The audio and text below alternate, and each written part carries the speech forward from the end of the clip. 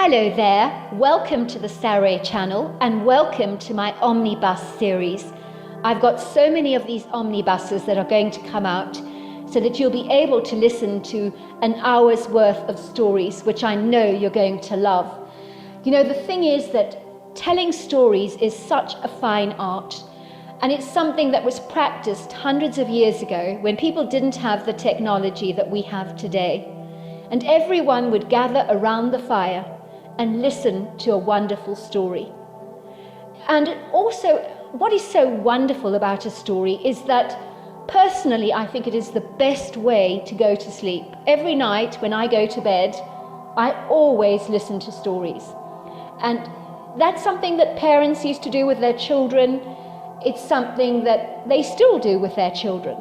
There's nothing better than a good story. And so I hope you're going to enjoy this series. And before we start, I just want to say, do subscribe to my channel because you don't want to miss out on anything. Because I'm in for the long haul and I want to make sure that you get the most stunning stories to go to bed with at night or to listen to when you want to be one of those people sitting beside the fire and listening. Don't forget to subscribe to my channel and let's get started. I hope you're going to enjoy the omnibus.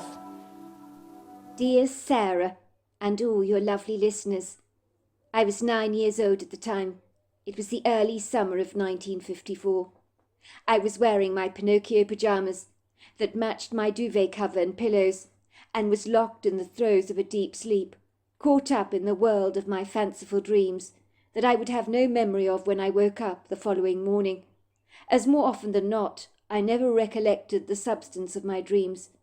I had gone to bed that night with a heavy, somewhat wilted heart, determined to shut out the raised, affronted voices of both of my parents. They were having a heated argument again, and predictably it was all about money. When would it ever stop? When would they stop arguing about money, I wondered. Whenever my parents fought, it was unquestionably always about their finances, but they never argued in front of me. But I always knew what was going on in our household, because children invariably are a lot more savvy than adults credit them to be. It didn't help, of course, that my mother's shrill voice carried over a large distance, like a whistle on the wind, and seemed to unabashedly penetrate the very thin walls of my bedroom, so that every single word she screamed out was crystal clear. I'd lie there alone in my bed, with my melancholic eyes fixed on the ceiling, and believe me, I knew that ceiling as well as the veins of my own hand, for I studied it at great length. I would try not to listen to my parents as they tirelessly argued, often late into the night. Sometimes tears would trail down my cheeks, for it was very distressing for me to hear the two people I loved most in the world tear each other apart like a couple of ravenous coyotes fighting over a measly bone.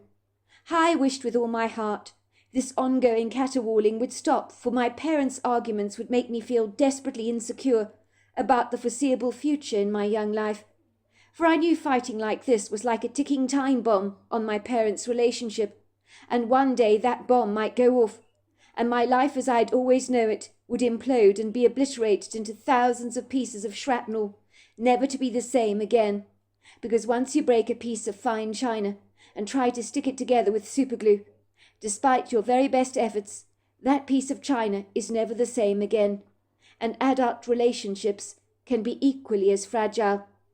I'd often fantasize about being a pirate with a treasure chest that could radically change the dynamics of our lives.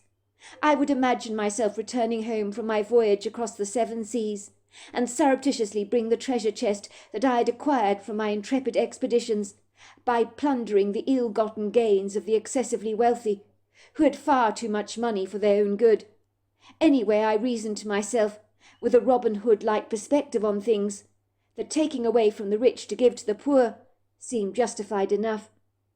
I would envisage myself taking the treasure chest filled with a plethora of valuable, opulent, precious jewels that came from the treasuries of kings and queens, and I would strategically place it on our hardwood floor in our living room, close to the open fireplace there, leaving it there rather like a Christmas stocking, waiting to be opened on Christmas morning. When my mother found the treasure chest filled to the brim with diamonds, precious jewels, and gold, she'd let out an ear-piercing shrill scream, but the good kind, of course. My father would go rushing into the living room, believing something quite dreadful had happened to my mother, and thinking she must be under some kind of attack. That thought made me grin like a Cheshire cat, as I imagined my father's startled reaction when he entered our living room, for he would discover my mother dancing around joyfully, draped in the extravagant finery of diamond necklaces, bangles, rings, and tiaras. My father's eyes would look like bugs, because they would be popping out of his sockets so much, because they were that wide, and he would say, "What the hell?" which were the words he used frequently when he'd been taken by surprise. "Where did all this treasure come from?" he'd ask my mother. My mother would smile gleefully and say, "I don't know, but it's ours now. Finders keepers, as they say. We're rich, Ambrose, very rich." My parents would begin to dance together, doing twists and turns to some background jazzy music, which would mysteriously switch itself on, so that my parents could enjoy dancing together, while basking in their great fortune that had serendipitously touched their lives so magically. It would almost be as if they'd rubbed Aladdin's lamp and made a wish that had been answered by an ancient genie of sorts. They would not realize for a single second that their son was actually a pirate, and had brought back all this treasure for them from his adventurous, intrepid soirees across the seven seas. And from then on my parents would never utter an angry word between the both of them, because the bills would all be paid, and we'd never want for anything again. This was a common reoccurring dream of mine. I guess you could say that even though I wasn't exactly conscious of dreaming at night, although I know I did, I would enjoy this kind of wistful daydreaming during the day, as such hopeful reverie would wipe our family troubles fast away, like the windscreen wipers wiping away the raindrops on the car windscreen window when it's bucketing down with rain. Such was my young desire to exterminate my parents' financial problems once and for all, as I knew unequivocally, even at such a young, impressionable age, that if they were not so many financially crippling issues in our lives, and an accumulative infestation of bills that needed to be paid, that were piling up on the desk in the hall, some of which my mother was clearly too afraid to open, that my parents would not fight or be at each other's throats all the time. Indeed, if my parents had a pirate's treasure chest overflowing with diamonds, they'd never worry about money ever again. And if that were the case, I wouldn't have such an extraordinary tale to tell. Every night when I listened to my parents' arguments, it really was like listening to a couple of actors on stage, rehearsing the same old lines again and again and again. My mother playing the part of the aggrieved, hard-done-by housewife, my father the husband who'd reached the end of his tether because of his financial worries. Ostensibly I worried that one day my parents' marriage would implode, as you can only beat a watermelon so many times before it finally breaks open and all the pink juicy flesh comes bursting out. I knew in such beleaguered circumstances I'd be forced to choose between both of my parents, who I would live with, and that was a decision I never wanted to have to make, for I loved my parents equally as much, and I never wanted anything to split them up. "Well, what do you expect me to do, Ambrose?" I heard my mother's shrill voice abruptly break the still silence in my bedroom. "I can't work if I'm looking after Bentley. Someone needs to be here to take care of him. It's a full-time responsibility being a mother, you know, and taking care of a young boy. I have to take him to and from school, don't I? As well as sort out his extracurricular activities. How dare you insinuate I'm lazy? What do you want me to do? Take a job at night? Is that it? Work as a barmaid or a waitress? Are you completely insane? Do you have any idea how difficult it is to look after a 9-year-old boy? It's a full-time responsibility, let me tell you. By the time I put Bentley to bed, I'm absolutely exhausted. Who cooks the meals around here? Think about that for a second. Who reads Bentley a bedtime story in the evening? I notice it's never you who volunteers to help. Who cleans the house, does the washing and ironing, not to mention the weekly shop? I do it all, Ambrose. But what appreciation do I get for all my troubles? Only more unreasonable demands. I was not judging you, Coco. I do appreciate that you do a lot around the house. You misunderstand me. I'm just concerned about the bills, that's all. Half of them you haven't even bothered to open. We have to pay them, love. We can't ignore them. They are not magically going to pay themselves. So together we need to find a practical solution to resolve this problem. We need to put our heads together and come up with a solution. So you're saying I need to take on another job when you come back home from work, is that it? I'm not stupid, Ambrose. I can read between the lines, you know. You're making your implications very, very clear. How dare you even give such thoughts house room? By the time you come back from work, I'll have you know I'm utterly shattered. I haven't got the energy to do another job. I'm completely spent. I'm not suggesting you get another job per se, Coco.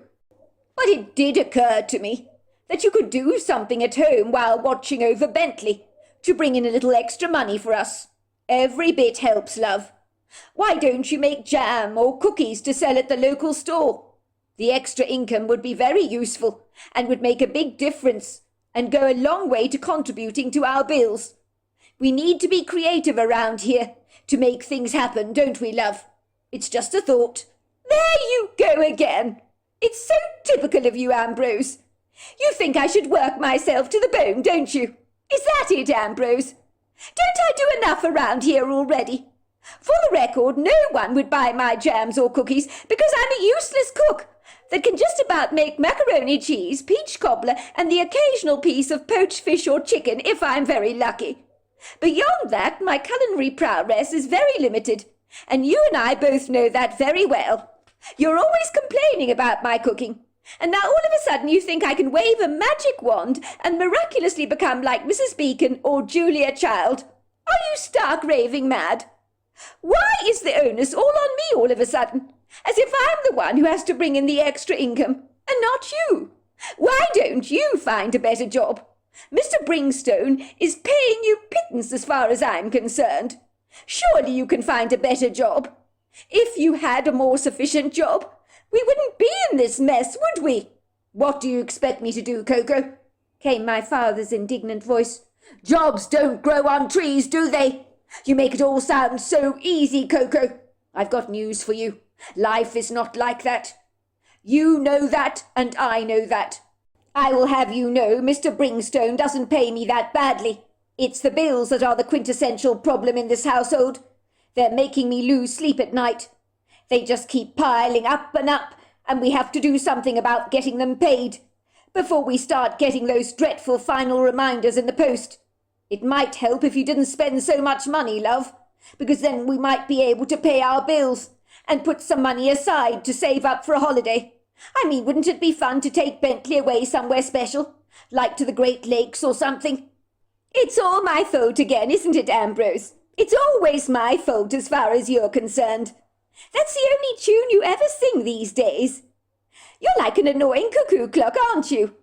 I'm spending so much money, am I, Ambrose? I'm not saying that, love. I just think perhaps you could become a bit more thrifty, that's all. How dare you, Ambrose? You don't even know what you're talking about. Why is the finger always accusingly pointed at me?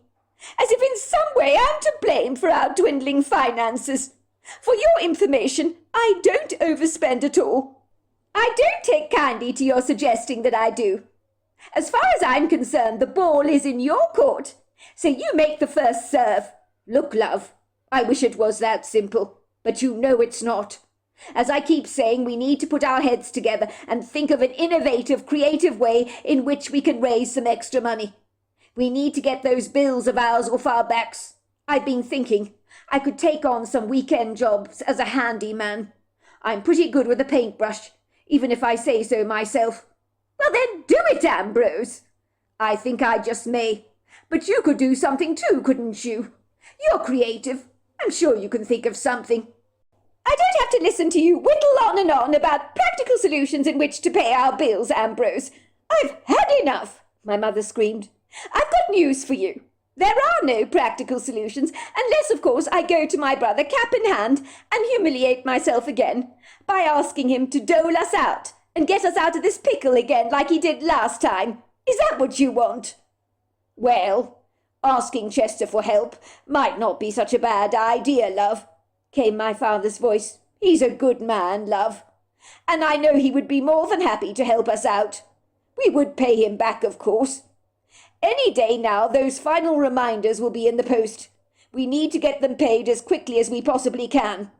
And if your brother can help, well, that would be a huge weight off the mind. How dare you, Ambrose, expect me to go to my brother again, cap in hand, and beg him to bail us out?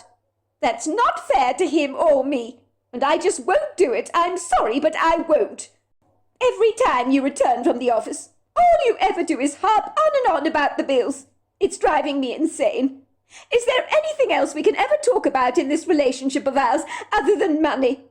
But, love, we have to talk about our financial issues. We can't bury them under the carpet and pretend they don't exist. That's called living in denial. We need to address this problem full on. It's not going to go away on its own, said my father in earnest. I've had enough of you going on and on about this, Ambrose. It's making me physically sick talking about money the whole damn time.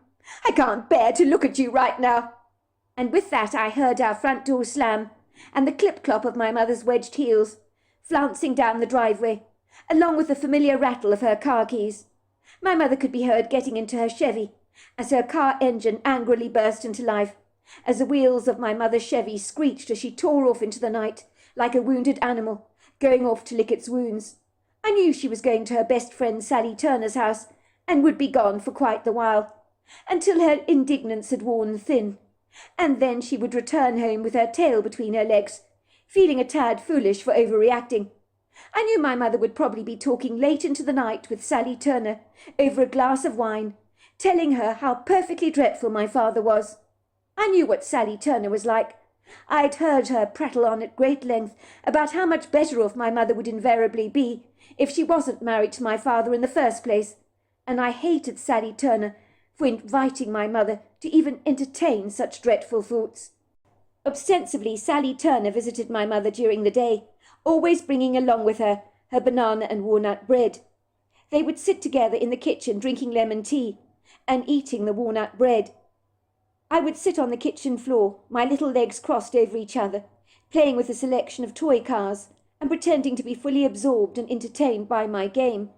My young impressionable ears would be wagging furiously as I eavesdropped on their conversation, and I never liked the toxic poison that Sally spewed out of her mouth, for she spoke as someone who absolutely abhorred men, and reminded me of a green praying mantis, who would wholeheartedly like to eat her partner alive, if given the chance. But I didn't think any sensible man in his right mind would ever want to be with a woman like Sally Turner, unless they had a death wish, of course. I think Sally had resigned herself to being a spinster for the rest of her life. She was one of those women that had never been lucky in love, and even at 9 years old, I secretly suspected she wanted Mum to also become a spinster like she was, so they could hang around together all the time, as two lonely single women who had nothing better to do than knit cardigans all day long and gossip to their heart's content. "Look at me, Coco," Sally Turner would regularly say. "I'm single, footloose, and fancy-free. Why don't you move in with me? I'll help you look after Bailey. Imagine the fun we would have together, the two of us, living together like two sisters and raising your boy. The best thing you can do is divorce Ambrose. Get that annoying man out of your life once and for all. I promise you, girl, you'll be so glad you did." "But I love Ambrose," my mother would protest. "I know we have our arguments, but I couldn't imagine my life without him. He's a good man, you know. He makes me laugh, and we have some great times together. Besides anything else, he's a fabulous father to our Bentley. I couldn't ask for a better husband.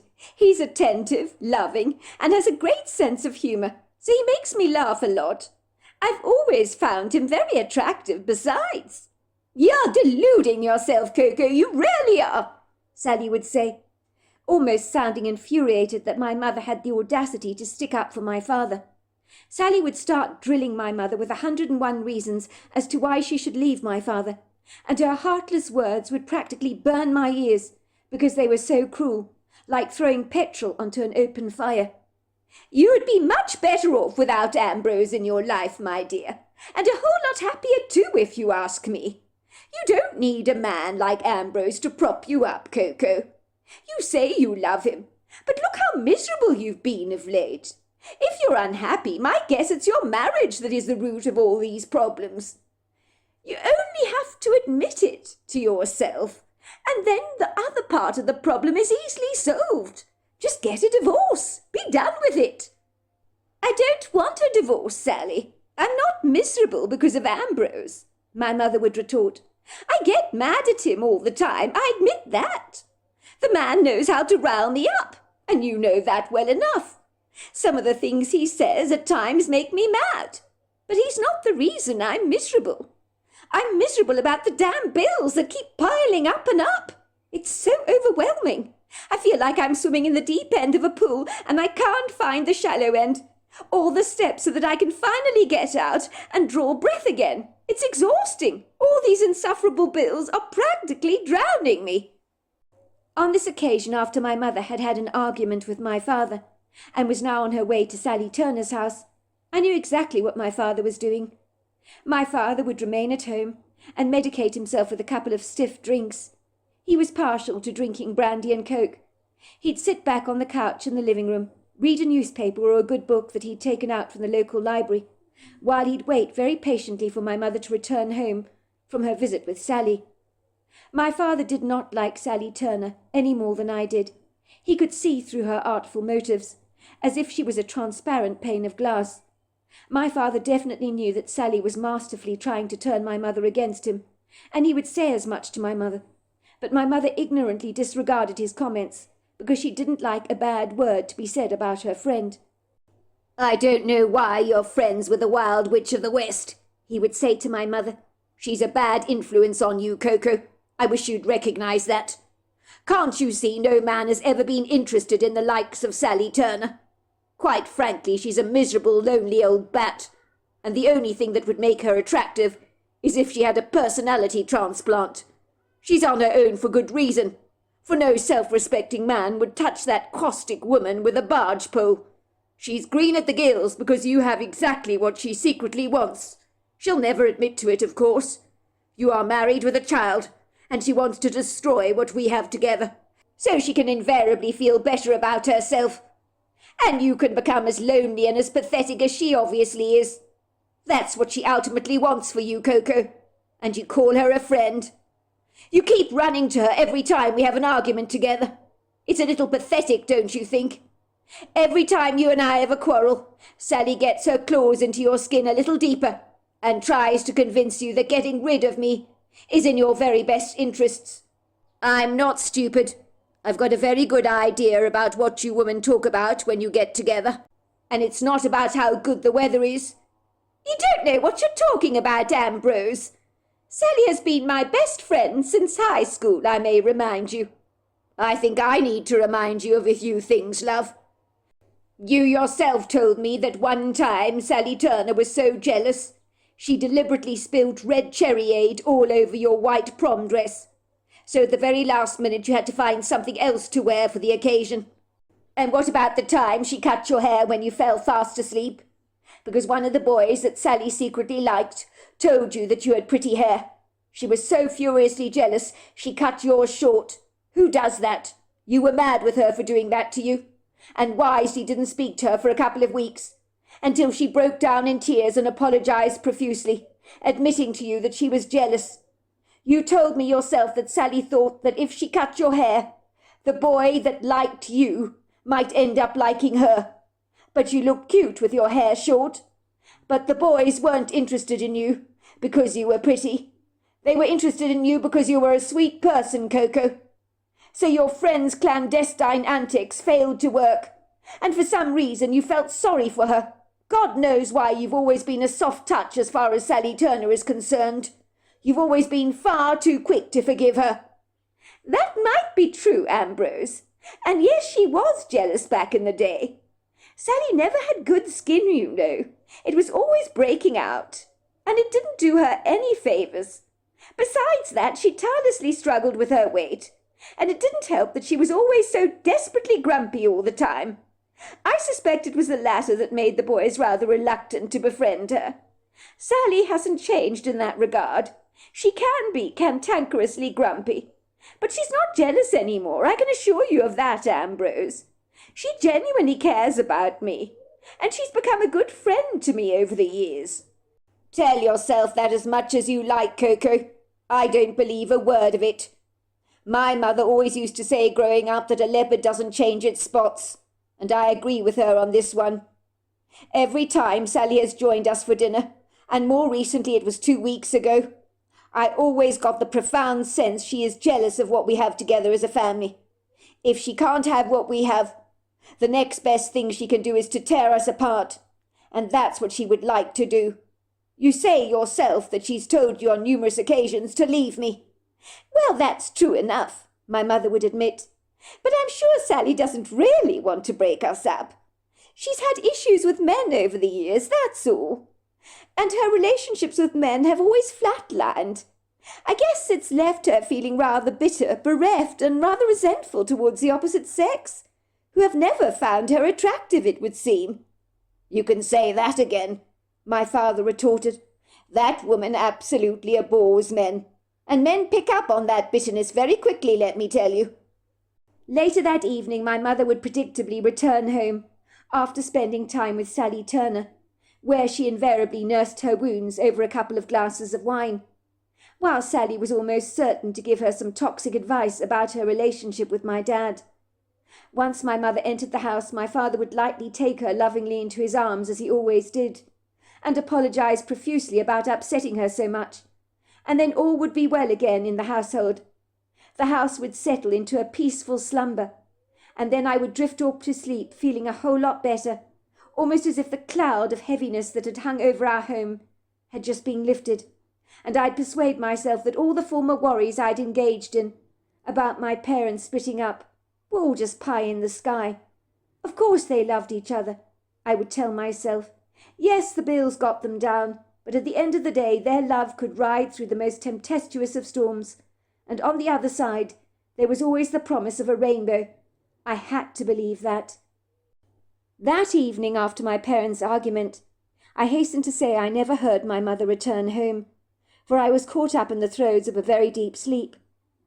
All of a sudden my sleep was rudely interrupted. I woke up with quite the start. My mother was silently shaking my shoulder. She flipped on the bedside lamp rather abruptly, so much so that the bright intrusion was almost blinding, and it silently tortured my bleary eyes, that were still congealed with the debris of my sleep. "Get up, Bentley," said my mother, in an earnest whisper. I glanced at my Mickey Mouse clock on my nightstand, and realized it was already 6 o'clock in the morning. It was a Saturday morning, and on the weekend my family slept in late, so I couldn't understand why I was being bustled out of bed like this. My mother stealthily put a finger on her lips. She gestured for me to remain as quiet as I could. "I don't want you making a noise, Bentley," she ordered. "I want you to get dressed as quietly as you can. Do you understand? Your father's fast asleep on the living room couch. You don't want to wake him up, do you? He deserves a good night's sleep, does he not?" I looked up at my mother in bemusement. "Where are we going?" I asked. "I don't want to get up now, Mummy. It's Saturday morning. It's so early. We sleep in on Saturdays, don't we? And Daddy makes pancakes for us." "Not on this Saturday, we don't. Don't be a lazy bum, Bentley. We're going to my brother's farm for the weekend. Won't that be fun, sweetie?" she said with an awkward lilt in her voice. That was her beleaguered attempt to sound cheerful, but it didn't fool me for a single second. I knew my mother was clandestinely up to some kind of mischief, the likes of such she didn't want my dad to find out about. Otherwise we wouldn't be creeping around the house so furtively, like a couple of burglars on the prowl, just so as not to wake him. I climbed out of bed, albeit rather reticently. A frown bedecked my face. I methodically put on my clothes, while my mother began to wilfully throw a tangle of my clothes that she had pulled out of the closet with a furious haste, and piled them into an old suitcase that she'd thrown on my bed, and struggled to close, for some of the material got stuck between the open cracks. My mother began to swear silently under her breath, of which I could smell the residue of last night's wine. I wondered how much wine she'd knocked back at Sally Turner's house, as Sally Turner loved plying my mother with excess alcohol. The suitcase wouldn't shut. "Damn you!" she cried out in frustration, pulling out one of my sweaters and throwing it across the floor, where it lay in a sad-looking forsaken bundle. Finally, she managed to shut the suitcase once the offending article had been fully removed. What the hell was my mother doing? Why was she in such a tearing rush to get to my uncle's farm, I wondered? And why would I need so many clothes for just a weekend? I tumbled out of the back door of our house, with my mother trotting behind me.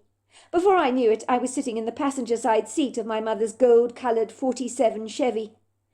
"Everything's going to be fine, Bentley," I told myself in a self-soothing chatter, which I always adopted when I sensed something was profoundly wrong. The tyres squeaked as my mother's indignant Chevy left our open carport in quite the spin. I sat in the front seat, staring vacuously out of the window, where the fine ethereal light of the new morning shimmered over the horizon in a glittery silver-like haze. There was not much activity around this Saturday morning, apart from a lone jogger with his 2 chocolate-coloured King Charles spaniels jogging past us. Beyond the tweeting of the birds from our neighbourhood trees that lined the sidewalk, all was uncomfortably still. I was somewhat surprised to feel the rise and fall of my own chest, which was not something I would normally have noticed. My mother's eyes were silently fixed on the road ahead, and her somewhat trembling hands were clutching the steering wheels tightly, so her white knuckles were showing, while a vein stood up angrily in her hands. Her lips were pursed tightly together in a thin line, while her brow furrowed enough to reveal an emotion that was somewhere between upset and anger. I knew my mother was pretending to be happy, for I had made a study of her mannerisms almost as a game since I was a little boy. As without any brothers and sisters to occupy my time or attention, I found other little idiosyncrasies in my young life to amuse myself with, and this was one of them. Ostensibly I could read my mother like a book. My mother continued to drive down the long windy road. The smokestacks of Detroit disappeared in the silvery grey horizon. I watched the rows of houses rapidly pass my window, as the sun slowly rose behind the roofs, casting a beguiling golden glaze over the sky. It seemed strange to watch the world pass us by, waking up slowly and surely on the Saturday morning, rather lethargically, as most people were snugly tucked away in their beds, for there wasn't a soul out and about. Soon the roads opened out into wider, more friendly spaces, where shadows of fields passed us by as we headed north. My mother's silence on this journey was rather unusual, but it was also deafening, because when my mother was this silent, it always meant she was irate. So I was almost afraid to say anything, but then the words burst out before I had a chance to rein them in. I tried my best to make my words not sound like a whine, and said, "Why are we going to Uncle Chester's?" At this point my mother's Chevy was making its way down Route 25. My mother did not answer my question for a brief moment, almost as if her mind was 100,000 miles away. But then she briefly glanced down at me, her eyes betraying her obvious annoyance. She said rather defensively, "Why are you asking me all these questions, Bentley? Why do you always ask so many damned questions? You're just like your father that way. In fact, you're very like him. I thought you loved your Uncle Chester's farm. I thought it would be very nice to go there for the weekend. And you'll enjoy seeing your cousin again, won't you? It'll be a change of scene, won't it? All the fresh air will do us both the world of good, don't you think? It'll be a nice surprise for Uncle Chester to see us, don't you think?" "I do like Uncle Chester's farm," I admitted, because I genuinely did. "There you go, then," said my mother pointedly, as we drove through Birchville, passing all the quaint cafes and charming little restaurants there, along with all the boats that dotted the twinkling, glittering surface of Lake Huron. Finally, we found ourselves on a 2-lane highway, and then, after quite a while, my mother finally took a familiar turn down a bumpy dirt road that would soon lead to Uncle Chester's farm. I drew in a deep breath. There was so much I desperately wanted to ask my mother, but I was afraid to do so, lest she bit off my head. Why had we surreptitiously slipped out of the house so early in the morning? Why was my mother so determined to leave Dad sleeping on the couch? She knew if he slept there overnight he'd wake up with a very stiff neck, but she didn't seem to care about that. So I deduced in the circumstances she must be exceedingly angry with my father, She hadn't even bothered to put a comforter on my father, but had left him there fast asleep, uncovered all night. I knew that maybe Sally Turner had put my mother up to this. Probably some of her lethal poison had finally seeped into my mother's head and influenced her thinking. I suspected my poor father had patiently waited for my mother to return home last night, after she'd stormed off in quite the huff. My dad had lightly sat there on the couch, waiting for my mother to return, and had not awoken when she'd come home. For if that had indeed been the case, he would have apologized to my mother profusely as he always did, and the two of them would have made up, and then they'd both have returned to bed. My parents always had a belief that one should never ever go to bed feeling aggrieved, and not having settled an argument. I knew my father would wake up later that Saturday morning, wondering where on earth me and my mother had got to, unless of course my mother had been courteous enough to write him a note, which somehow seemed rather doubtful, I thought. My mother surreptitiously whisked me away to my uncle's farm, and my dad didn't know about this, and the thought made me feel sick to my stomach. Very often it was my mother who goaded my father, and it wasn't the other way round. What my mother was doing was intrinsically wrong, and even at 9 years old I knew this to be the absolute truth. Granted, my parents did have financial problems and struggled to pay the bills, but why was my mother so unreasonably dramatic about things, when my dad was only guilty of trying to find a practical solution to our family's financial problems, while my mother always took offence to any of his suggestions, almost as if in some way she thought he was deriding her. I mean, was it really so bad that my dad had suggested my mother bake cookies and jams for the local store in town to raise some much-needed extra cash? It was true my mother was a lousy cook, but why did she always overreact to everything and go off on quite the tangent? I suspected this random trip to Uncle Chester's farm was my mother's way of punishing my father for their argument last night. My mother was the kind of person that could hold a grudge for quite a long time, and was not very quick to forgive.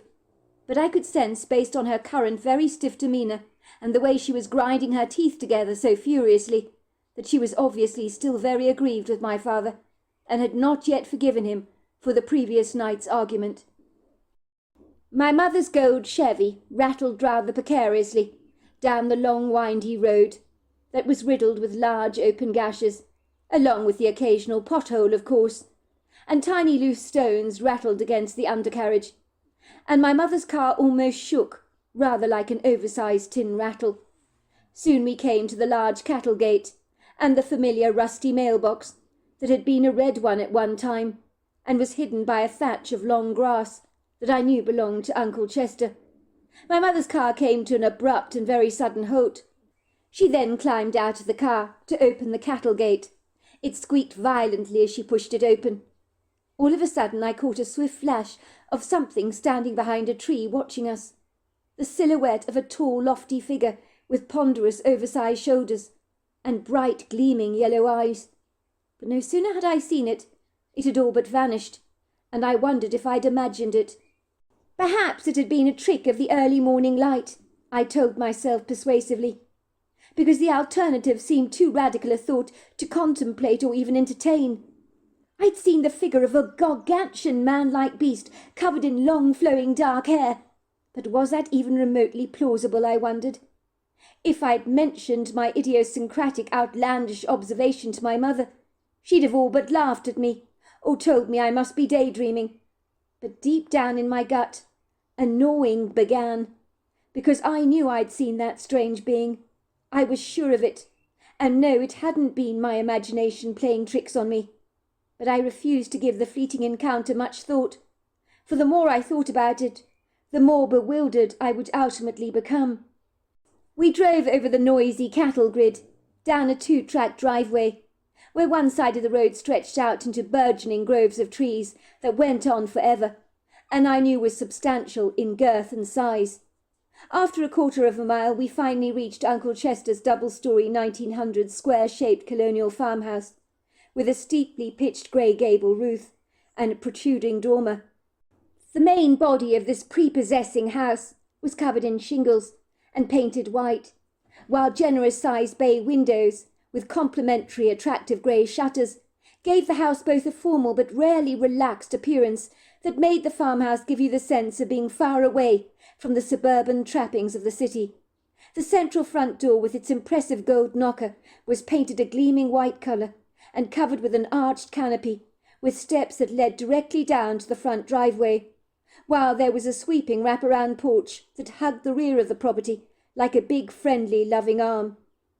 It would seem that visitors to Uncle Chester's farm could easily park their cars along the red brick driveway, or under the awning of an open carport that my Uncle Chester had painstakingly erected himself, and alongside that was a garage that could support over 6 cars, but barely ever got used, as the family was using it for other forms of storage. The front yard looked pretty neat, with the lawn mown to absolute perfection, and the hedges around the house neatly trimmed by Uncle Chester himself, who really was very nifty with a pair of secateurs.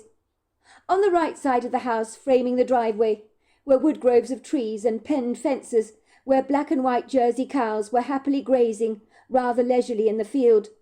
In the distance you could see a selection of outbuildings and a distinctive red barn that stood out prominently against the lush green scenery.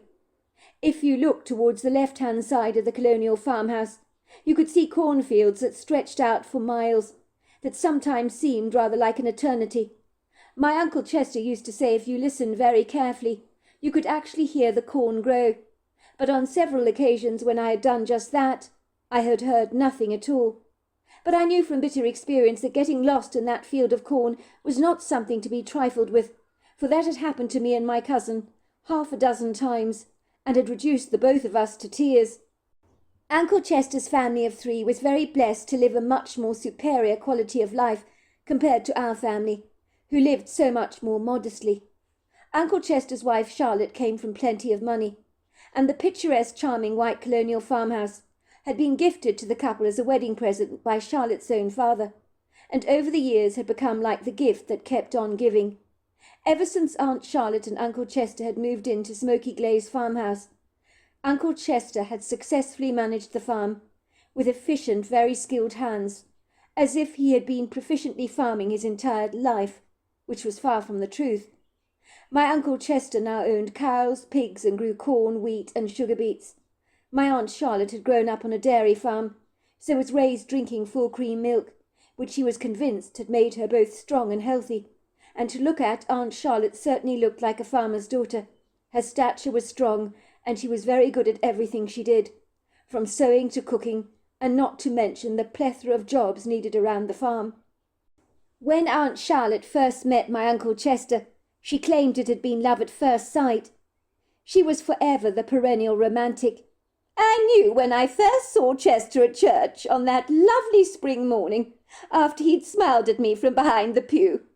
When our eyes met, all but for a brief second, I might tell you, that he was the one for me, my aunt told my mother very proudly, with a bright, mischievous twinkle in her eyes. But you know what Chester was like. He was so painfully shy.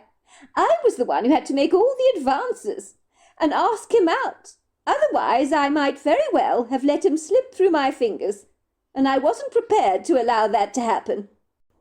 That's true, my mother had confirmed. Growing up, my brother Chester would hardly say boo to a goose. He was so quiet and unassuming, but very protective of me, I might say. But you have certainly brought him out of his shell, Charlotte. Good on you, girl. As that most would have said, especially my parents, was an impossible feat. Thank you, Coco, for saying that. But I rather think I have brought my husband out of his shell, she continued.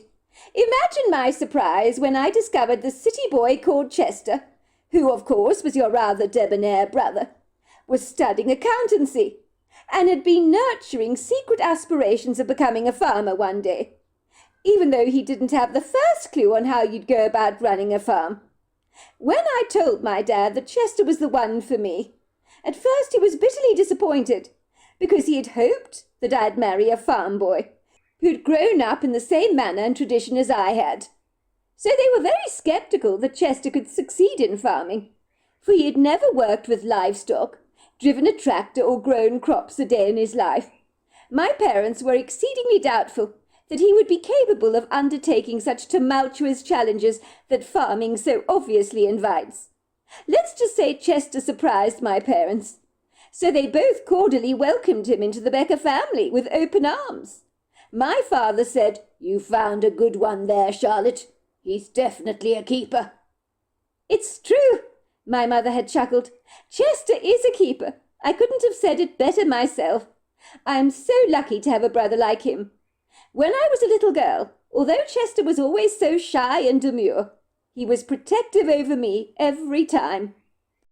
It would seem Charlotte's father, Sid Decker, had taken Chester under his wing, like an apprentice, and taught him everything he needed to know on how to become a very good farmer, as it was all that Chester had ever wanted to do with his entire life.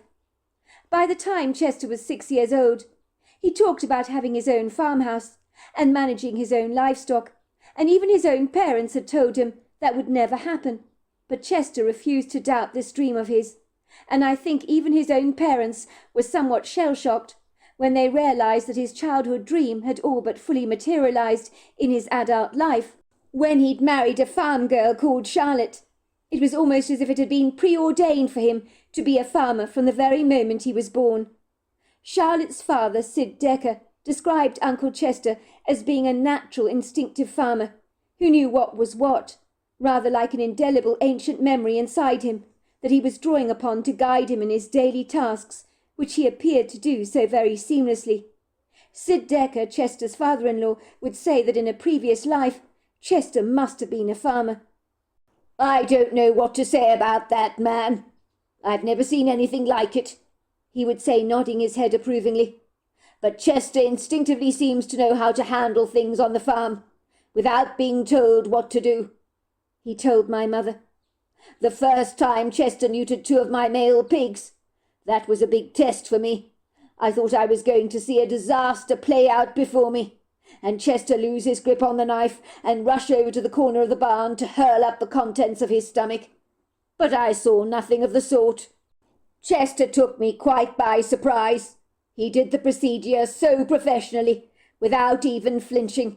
He was swift and efficient with the knife, and quick with using salt on the open wounds, and he didn't go all peaky or green at the gills like some do.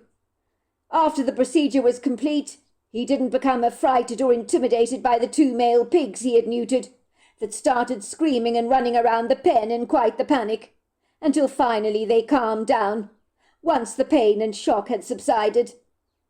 Chester handled that all so easily. He's also so great at milking the cows, and as far as managing our cantankerous bull Nicodemus, that most people are terribly afraid of. He even got that bull to trust him, which was a first, let me tell you, because as I know Nicodemus, he's one hell of a contrary bull.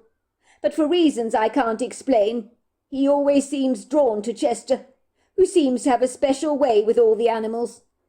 And on one occasion I've even heard Chester talking to them, and that's the sign of a true farmer that is in touch with his livestock, because he treats them with care and affection. I have to say, at 9 years old, despite all the good things I'd heard about Uncle Chester's accomplishments as a proficient farmer, I could not imagine him as anything else. It was hard to believe, in my 9-year-old mind, that Uncle Chester had studied to be an accountant at one point in time.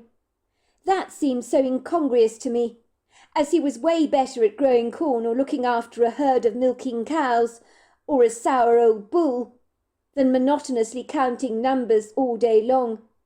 And the idea of Uncle Chester being clean-shaven, wearing a formal pinstripe cotton shirt and tie, and sitting behind a desk in a stuffy, very dreary office, just made me smile, as such a laborious lifestyle would never have suited an outdoorsy man like Uncle Chester.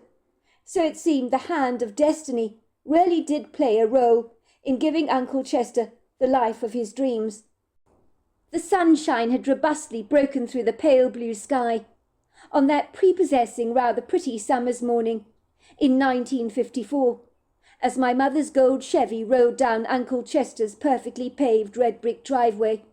I guess we must have made quite a commotion on our arrival, but then again my mother's Chevy always seemed to bounce around the road rather precariously, when my mother was in the driver's side seat, that is, almost as if it had a mind of its own, and wanted to draw unwanted attention to itself. Having said that, I rather suspect this was down to my mother's abysmal driving. The white-polished front door of the colonial farmhouse swung abruptly open. I saw Uncle Chester standing there in the doorway. He was wearing his denim blue coveralls. His long bushy white beard trailed over the front of his chest, that made him look older than his years, and dare I say it, a little Father Christmassy. He watched my mother parking her gold Chevy in the driveway. Her car suddenly spluttered a little, had a bit of a hissy fit, and finally calmed down as the engine began to relax, and the car came to a grinding halt. There was a puzzled expression written on Uncle Chester's face, as the two lines between his bushy white eyebrows knitted together. I was in no doubt that this impromptu visit of ours was not expected, and was probably not altogether welcome, as Uncle Chester and Aunt Charlotte were very busy people, and our intrusion on this unassuming Saturday morning would more than likely interfere with their daily routines, for life never ever comes to a standstill on a busy working farm, when there are always 101 things that need doing all at once. Uncle Chester sashayed out at the front door, and down the steps of the arched overhang. He walked towards us, swinging his arms backwards and forwards, in that self-assured manner, like a man in full control of his life, while he waited for us to get out of our Chevy. "Coco," said Uncle Chester, moving forward to greet my mother, while he cast a bright sunny smile my way, and gave me a cheeky wink. "What are you doing here? This is quite the surprise. You never told me the both of you were coming."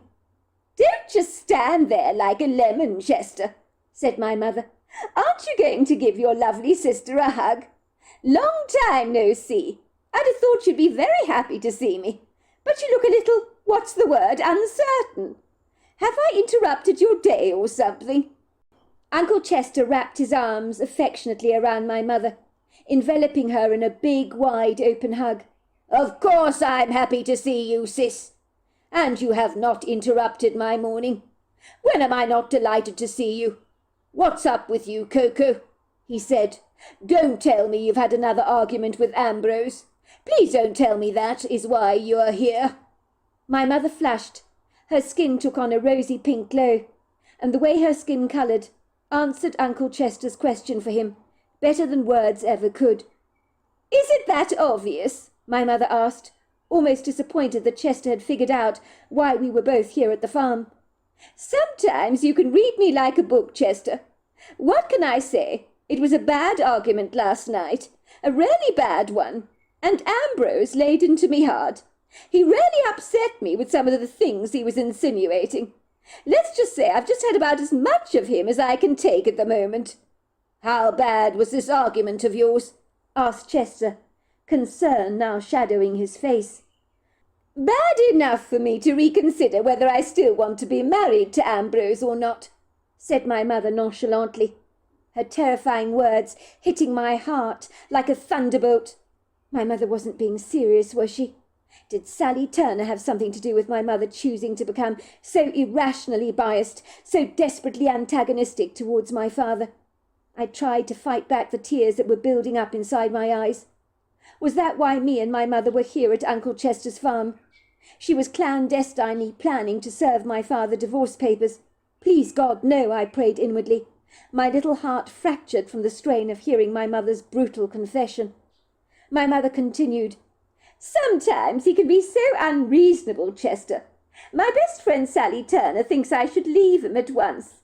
She says he's making me miserable. But that's not true, you know. When we argue, of course I'm miserable. Who isn't miserable when they argue? But I love him, Chester. But let's just say he infuriates me half the time. He can make me so mad," said my mother, suddenly fisting her fingers together, as if she was getting ready for a boxing match with an invisible opponent. "But I don't really want to leave him. I'm exaggerating when I say that. But sometimes it feels good to just say it and let it out. Despite everything, I love the man." My mother's last words brought a calm to my heart, rather like a soft rainbow in the sky after a heavy storm. "Look, sis, I'm no marriage counsellor or anything, but don't be so quick to give up on your marriage. You and Ambrose are very good together. You love each other very much. And that's more than you can say for a lot of couples I know. Don't listen to the likes of Sally Turner. That spitefully vindictive woman has always been so damn jealous of the both of you. Why the hell you're still friends with that miserable old bag, God only knows. When we were kids, I vividly remember Sally Turner was always trying to undermine you. She was so jealous of you. If she had her way, she'd have been you. She envied you in every way. So word of advice, don't listen to a damn word that woman has to say. And don't you dare let her toxic advice poison your mind against Ambrose, or blindly disfigure your judgment, for that would be fool's gold indeed. I know you and Ambrose have your moments, but every couple has hiccups in their lives now and then. Me and Charlotte have had a few ourselves, but that should bring you closer together, not tear you apart. What were your arguments about with Ambrose? The usual, said my mother, hanging her head in shame, looking almost too self-conscious to meet Chester's piercing gaze, as Chester had eyes on him that could easily cut through bone, marrow, and sinew. Don't look at me like that, Chester. It's most disturbing. Put it this way, we've been a little strapped for cash recently, you know. So many bills that need paying. They keep mounting up. Ambrose thinks I should be creatively bringing in some extra money in some way, while I watch over Bentley's charge. He thinks I should bake cookies or make jam to sell to the farm store in town. Imagine me doing that, Chester. I'm a hopeless cook. My mother let out a sarcastic, sardonic laugh. I personally can't believe the audacity that Ambrose has. He can be so damn presumptuous, you know. He thinks I can magically wave my hands and make the sky rain down manna from heaven. I'm not God, for goodness sake. Nor was I created to turn out heavenly sponges like some of the women so frequently do at Bentley's school. The last time I was there at a fete at the school, my cake was embarrassingly the one that no one dared to purchase, because it looked as if it had been flattened by a hamburger machine. I was so mad at him, Chester. I mean, can you blame me? It's absolutely exhausting being a full-time mother, you know. I don't think Ambrose knows the half of it. He's not home all day long to see what I do. He doesn't see how hard I actually work. Of course you work hard, Coco. I completely understand that. I don't doubt it for a second. Likewise, I can see how much Charlotte here does around the farm. If the truth be told, I couldn't manage without that wife of mine. I don't think you women get enough credit for the marvellous things you do in raising our children. Believe me, it's no walk in the park. As for raising a kid, Charlotte has certainly had her challenges with our Dougie from time to time, let me tell you. She makes being a mother look easy, but I know how hard she works. Dougie might only be 12 years old, but he does have his moments when he's very cantankerous. And let me tell you, I have a bull on the farm that is less bolshy than he is. I think we've got a lot to look forward to when Dougie becomes a teenager, said Uncle Chester, rolling his eyes in exasperation. Thanks, Chester, for saying all that. It makes me feel a whole lot better. Honestly, Ambrose is so damned unreasonable towards me. He's blaming me for all the bills that keep mounting up. But things are expensive, Chester, and Ambrose does not appreciate all that. He has no idea how expensive things are these days. You don't have to tell me all that, said Chester, nodding. I'm very glad we're pretty self-sufficient here on the farm, with our own milk, cream, cheese, eggs and vegetables always accessible to us. I do pity people that have to buy all their groceries from the store first-hand. It's not a bad idea to suggest Ambrose come shopping with you on one occasion, so he can see how pricey things are. It'll be a big wake-up call for him, I rather suspect. That's not a bad idea, Chester, said my mother reflectively. I might just take your salient advice on that one. It would certainly be an educational experience for my husband, I'm most sure. You do that, Coco. You'll be glad you did. If money is a problem, why doesn't Ambrose look for a better paying job, perhaps? Thank you, Chester, for saying that. You echo my sentiments exactly. I told Ambrose that myself, that he wasn't earning enough money, and he should find a better paying job. But that went down with him like a lead balloon, let me tell you. As you can imagine, he claims he's earning a great salary, but I beg to differ on that one. He genuinely thinks I spend far too much money, and that I'm the one that is being unduly extravagant. But I can't remember the last time I bought myself a pretty dress, or spent any money on myself or on anything frivolous at all, like other women so obviously do. I never go to the salon or the hairdresser, like most of my friends, because it's way too expensive. Quite frankly, I'm sick and tired of being blamed for all our financial problems. I'm managing things around the house as best as I can. Ambrose tends to make me feel as if I'm completely incompetent and useless both as a mother and as a housewife. It's so destroying, let me tell you, said my mother, tears of indignance spilling down her cheeks, while she hurriedly wiped them away, with an apologetic self-consciousness. Sis, for God's sake, don't you dare get upset about this. Why did you not tell me things were this bad? If you were struggling, sis, you only needed to ask me and Charlotte to help you out. We'd be more than happy to help you and give you the money you need to pay your bills and buy yourself a few nice things so you can treat yourself for a change. And it would seem a trip to the salon is long overdue for you. You deserve a little pampering, for goodness sake. It goes without saying that we don't expect you to pay us back. Families help each other out when times are tough. And what good is it to have money mounting up in your bank account if it doesn't get spent from time to time on useful and sometimes very frivolous things that make life a whole lot easier and far more pleasurable? We all deserve fruits from our labours, do we not? And I would like to think all the work on the farm is helping the two women I love best in the world, my sister and my wife. I'm not a charity case, Chester. I didn't come here to beg for your help. I came here because I need a break from that damn husband of mine. And I wondered if Bentley and me could possibly stay here for a few days, a week or so. We'll help around the farm as best as we can and make ourselves extremely useful. I can assure you of that. I'll inform Bentley's school that he's taken a few days off. It'll be great for him to enjoy some country air for a change. Both of us absolutely need it. I promise you, Chester, we won't want to get under your feet. But I believe a break for the both of us will do us the world of good. When my mother uttered those words, I knew why she had packed so many clothes into my suitcase. We were not staying here for the weekend, but an entire week it would seem. I knew Dad would be extremely upset about this. But of course you can stay here, as long as you like, sis, said Chester warmly, allowing a big smile to stretch itself across his sun-kissed face. He stepped forward to ruffle my curly dark brown hair affectionately. And how are you doing, Bentley? If you don't mind my saying so, you look as white as a sheet. A bit of sunshine will do you some good. We might get some colour into that skin of yours. I'm fine, Uncle Chester, I said. Where is Dougie? I asked eagerly, looking around the farm, as if half expecting to see my cousin charging ebulliently out of the front door, with the family 2 black Labradors tearing behind him, with their tails wagging profusely, while they let out a few excited barks. Come to think of it, I hadn't heard any signs of the dogs when my mother had parked her gold Chevy outside the farmhouse.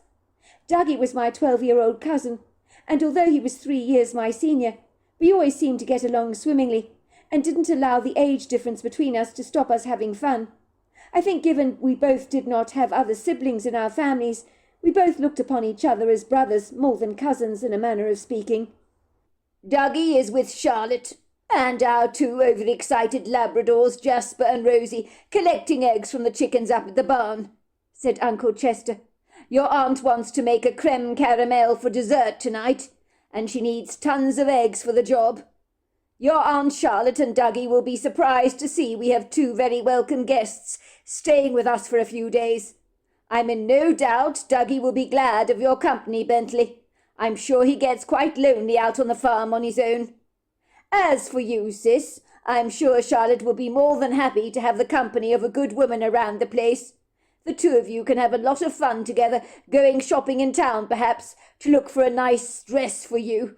Several more, I hope. Charlotte loves an excuse to go shopping. Maybe, Charlotte, it will teach you how to refine your bakery skills, he said teasingly to my mother, so that when you return home, maybe you'll be able to start your own bakery business." Uncle Chester paused for a moment as he tugged his white beard. "You did tell Ambrose, I hope, you were coming here?" he asked, looking quite worried for a second. "You wouldn't not tell him something like that, would you, Coco? He might be extremely worried about your whereabouts." "Well, not exactly. He was fast asleep at the time when I left. I didn't want to wake him up, did I? I knew he'd stop us from coming here. I was so mad at him, Chester, so I did the next best thing. I left him a note, which I pinned up on our refrigerator under the magnets there, telling him I was very upset about all our fighting and was staying with you for a few days, as I needed to think, and I would appreciate it if he gave me some space." Uncle Chester let out a sigh. "I don't think he'll be best pleased that you sauntered off into the sunset like that, without so much as a by or leave. It's not a kind thing to do, Coco. If Charlotte did the same thing to me, I would be most aggrieved, I hasten to say." "It probably wasn't desperately kind of me," my mother agreed. "But Ambrose knows that sometimes I do need my space. He's good like that. He understands when I'm overwhelmed and things get on top of me. I need a break, and that's why I'm here. I think some fresh country air will do me the world of good, and especially not thinking about those bills will help me to feel a lot more upbeat." "Forget about all your bills, Coco," insisted Uncle Chester, waving his hand dismissively in the air. "Consider them paid. I'll write you a nice big fat juicy cheque for you to take home with you. You're here for a few days, Coco, to thoroughly enjoy yourself, to let your hair down, and to be spoilt rotten by that wife of mine, who no doubt will take you shopping in town to buy you a whole new summer wardrobe, and to the salon, of course, to get a new hairdo. I don't want you worrying about a damn thing. Do you understand?" My mother's face brightened. "But how can I possibly accept handouts from you, Chester? It's not fair on you." "I won't have it any other way," Uncle Chester insisted. "You can come to me any time, Coco. I hope you know that. That's why I'm here," he said, embracing my mother in yet another warm hug. And for a moment my mother looked as if the dark, foreboding troubles of the world had been finally lifted off her shoulders. "I don't know what I would do without you, Chester," she said, tearing up. "I just don't know what to say about such kindness of yours. I don't deserve any of it." "Don't say anything, sis. I'm glad to be of help, and of course you deserve it." As you can imagine, it initially had been alarming for me as a 9-year-old boy when I'd heard my mother talk to Uncle Chester about her relationship with my father with so much scepticism, even mentioning the divorce word, as if she was thinking of calling it a day on their relationship. But at least she did finally say to Uncle Chester that she really loved my father and wouldn't call it quits on their relationship, and I seriously hoped she meant every word of what she said. I knew, of course, there were kids at my school in Detroit whose parents were divorced, and their breakups had caused these friends of mine a great deal of distress. I even heard one of the boys' mothers telling my teacher that her son had started wetting his bed again, all because he was so desperately upset about his parents' breakup. I could completely relate to that, and was clandestinely glad I was not alone in wetting my bed, if I got grievously upset about something, which I was inclined to do. If my parents split up, I might also end up having accidents like that myself far too often. On one occasion, I'm embarrassed to admit that after a fierce fight my parents had had together in the living room, I'd woken up hours later to discover I'd wet myself. I'd been absolutely mortified by this discovery. I'd hidden the sheet and my pyjamas in the back of my closet in my shame, and subsequently clean forgotten about them. When my mother found them, I'd felt so desperately humiliated. I was 9 years old, and 9-year-old kids didn't wet their beds. How could I tell my mother that her going on, and all the bickering she was doing with my father had caused me undue distress, so much so that my bladder had failed me? "What on earth is this, Bentley?" my mother had said, staring down at my soaked pyjamas. And, of course, the saturated sheet. "I found this at the back of the closet." She looked more than a little affronted by this. She held up the wet sheet and pyjamas in her hand that stank of ammonia, and betrayed my dark secret. Did you wet yourself last night, Bentley? Look at me, she had demanded, her tone of voice revealing her indignant disgust. You're 9 years old, Bentley, for goodness sake. Why the hell are you wetting your bed? In my shame, I had been unable to look my mother directly in the eyes. Sorry, Mum, I blurted out, tears spilling down my cheeks. I thought you and Daddy were going to get a divorce. I heard you last night telling Dad you wanted to leave him for good, and it upset me. That's why I think it happened, I said, pointing to the soaked pyjamas in her hands. My mother looked aghast when I said that. Her cheeks coloured, and this time she was the one that looked ashamed. She dropped the pyjamas on the floor in a bundle and took me lovingly into her arms and began to pat my back very gently. You poor, poor thing, Bentley. I didn't know you overheard me last night. Why didn't you talk to me about this, love? The last thing me and your father want to do is to make you upset. Me and your father, we have the occasional arguments together. Sometimes we don't say what we mean at all. Even if I did mention the divorce word to your father, it doesn't mean I actually mean it. You know, sometimes adults make idle threats like that. I tend to argue with your father. It's very common with adults, you know. But it doesn't mean that I'm breaking up with him. Me and your father, we love each other very much. We get upset sometimes, but of course we love each other. And we're very happy together as a family. Surely you know that. But you're always fighting about money all the time, I complained. My mother had coloured again. You hear us fighting more than just last night? She asked inquiringly, as if the very idea that I knew what was going on in our house had never even occurred to her. Well, the walls are very thin, and you've got a loud voice, Mum. It carries. Oh, goodness gracious me, said my mother, running a hand through her ash-blonde curls. I had no idea you could hear everything I was saying, Bentley. But it mustn't upset you, love. As I was saying, adults often fight, and what they say they don't always mean. But you're worried about money, aren't you? You're always fighting about the bills. Oh, take no notice of your father and me, Bentley. We squabble all the time about money. A lot of adults worry about how they're going to pay the bills. But we'll get them paid, I promise you. You have nothing to worry your little head about. But what about Sally Turner? I really, really hate her, Mum, I said, unable to disguise the bitterness in my young voice. At this my mother looked quite taken aback and visibly shocked. That is not a nice thing to say about my best friend, said my mother.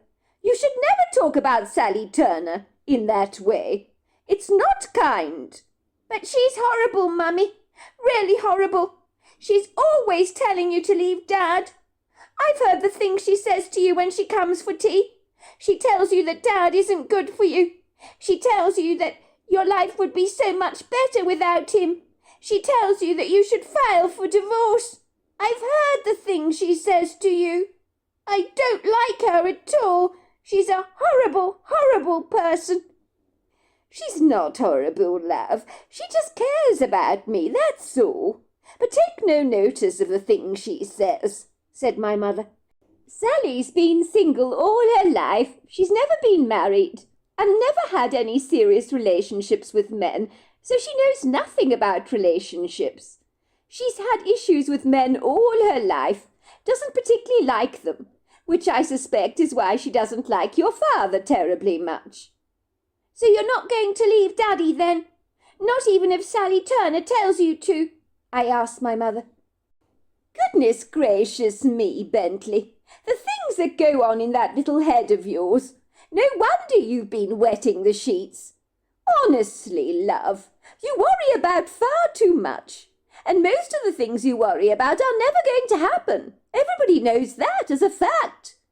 My mother began to rock me gently, almost as if I was a baby again. Honestly, I don't know what to say. All these wild conclusions you keep jumping to. Of course I'm not leaving your father. And as for Sally, well, I'm not going to listen to her, am I? What does she know about marriage? Anyway, I just want you not to worry about anything from now on, Bentley. so that at least we can have the sheets and pyjamas dry at night. But if you keep worrying, you're going to keep wetting them, are you not? So you won't listen to Sally Turner if she tells you to divorce Daddy then? But of course I won't listen to her, love. I adore your father, and we're not going to get divorced. I may say so in the heat of the moment, just to rile him up and get him upset. But the idea of getting divorced from your father is nonsensical, to say the least. So get that idea out of your head at once, my dear. The next few days spent at Uncle Chester's farm had been so much fun, much more so than I'd ever envisaged. My mother was in a very happy mood and couldn't stop smiling the entire time. But then again, she'd been pampered within an inch of her life, and what woman doesn't like that? So no wonder she was in such good spirits. I wish she'd be like this back at home. My mother and Aunt Charlotte had gone to the local town and returned home, well, to the farmhouse, that is, with fancy bags from various boutiques, as Aunt Charlotte had insisted on buying my mother a brand new wardrobe of summer clothes. The two of them had also been to the beauty salon together, and the hairdresser's. My mother looked so pretty with her fancy hairstyle. It made her look like Marilyn Monroe. And even Uncle Chester said as much. My mother had refused to speak to my father when he phoned the farmhouse. She told Uncle Chester to tell my father to give her some space, and that she'd be home in a week's time. Your husband is not remotely happy that you won't speak to him, Chester had told my mother. It isn't a good idea, Coco, to completely ignore your husband. He's worried sick about you, you know. And certainly if I was wearing his shoes, so would I be. You shouldn't just cut him off like this. I don't want to speak to him at the moment, my mother had said. I told you, Chester, I need some breathing space, and Ambrose needs to respect that. After Uncle Chester had spoken to my father on the telephone, he reported to my mother exactly what my father had said. Ambrose is very sorry that he upset you that night. He wants you to go back home, Coco. He says he misses you very much, and that he'll do his very best to get a better paying job. He says you were right, that it is a full-time job and responsibility to take care of little Bentley. He says he's been expecting too much of you. Well, it sounds like finally the message is getting through to him, said my mother. But that doesn't mean I'm coming home any time soon. I think you're being extremely unreasonable to Ambrose, my uncle had said as diplomatically and as tactfully as he could. He loves the bones of you, Coco, and your refusing to talk to him is doing his head in. Surely you understand that. Good, I'm glad to hear that. Let my husband stew in his own juices. It'll do him the world of good. He might appreciate what I do around the house when he realizes that he has to cook for himself and clean the place a little. And then, when he's all alone at home and got nothing better to do, he'll realize that he's only got a book for company, because both me and his son are not around, and I imagine he'll get very lonely. I was the one who got to speak to my father on the telephone when Uncle Chester asked me to speak to him, and all he could do was ask after my mother all the time. Is she all right, son? I'm very worried about your mother. He kept asking me. Dad, she's fine, I assured him. Don't worry about Mummy. She's having a great time at the farm, and so am I. Well, I'm glad to hear it. Aunt Charlotte has bought Mum so many pretty dresses for summer. She's had her hair done. She looks like Marilyn Monroe. She looks really pretty. Uncle Chester has promised to pay all the bills that you've been worrying about, Daddy. He says he's going to write Mummy a big fat juicy cheque to take home with her when we come back. Well, that's very kind of him, came my father's voice. Chester's a jolly decent man. I just wish I could pay him back for all his kindness. Please tell your mother I love her, son. Will you do that for me? I don't want to tell her that. Well then, tell her I want her to come home. You will tell her that, won't you, son? It's very important. You are missed so very much, the both of you. It's awfully lonely without having you around. I'll tell her that, Dad, I agreed. Good boy. You make sure you do. And while you're at it, Have a good time at the farm, won't you? And make yourself useful to Uncle Chester. I'm sure your uncle and aunt will appreciate an extra pair of hands on the farm." It was wonderful to hang around my cousin Dougie, who was homeschooled on the farm, and so as a consequence didn't exactly have many friends around about his own age to play with, so he fully appreciated having me around for company. "It's so cool you're staying with us, Bentley," he said, slapping me on the back appreciatively. Dougie was very pleased to see me, but no one gave me a greater welcome than the family's 2 black Labradors, who were over the moon to see me again. They gave me a doggy welcome of note, with thumping tails, happy barks, and plenty of licks. They would follow me and Dougie wherever we went around the farm, and in our spare time we would throw balls for the dogs. It made us laugh how even when they became utterly exhausted, they never tired of running after that ball. And Dougie said in the wood grove they were an absolute nightmare, for they went ballistic in chasing after the rabbits there.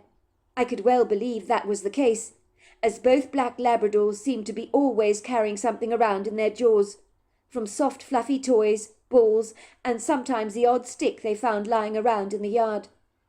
One afternoon, after me and Dougie had finished milking several of the cows, as Dougie had taught me how to tweak the udders efficiently to maximize the milk delivery. Funnily enough, I had found hand-milking the cows to be an oddly rather reassuring job. It was when we were walking back to the farmhouse with 2 of the black Labradors running at our side, and Dougie was carrying a pail of milk to give to Aunt Charlotte, who wanted to separate the cream from the milk to make some butter, that I decided on this occasion to confide in Dougie about what I thought I'd seen when I first arrived at the farmhouse a few days earlier. "You're not going to believe what I thought I saw when me and Mum were driving down your driveway on the first day we arrived at your farm," I told Dougie in earnest. "It might have been a trick of the light, of course." I said this very quickly, as I wasn't exactly sure how Dougie would react to what I would tell him. I clandestinely worried he might tease me a little and tell me I was talking absolute nonsense. "What did you see?" asked Cousin Dougie, studying me curiously, almost as if he anticipated exactly what I was going to say, before the words even left my mouth. "I saw this very big wild man. He was covered in long, dark, flowing hair. He was very, very tall, so wide, you know, powerfully built. He had these dark, soulful eyes that gave off a bright yellow eye shine.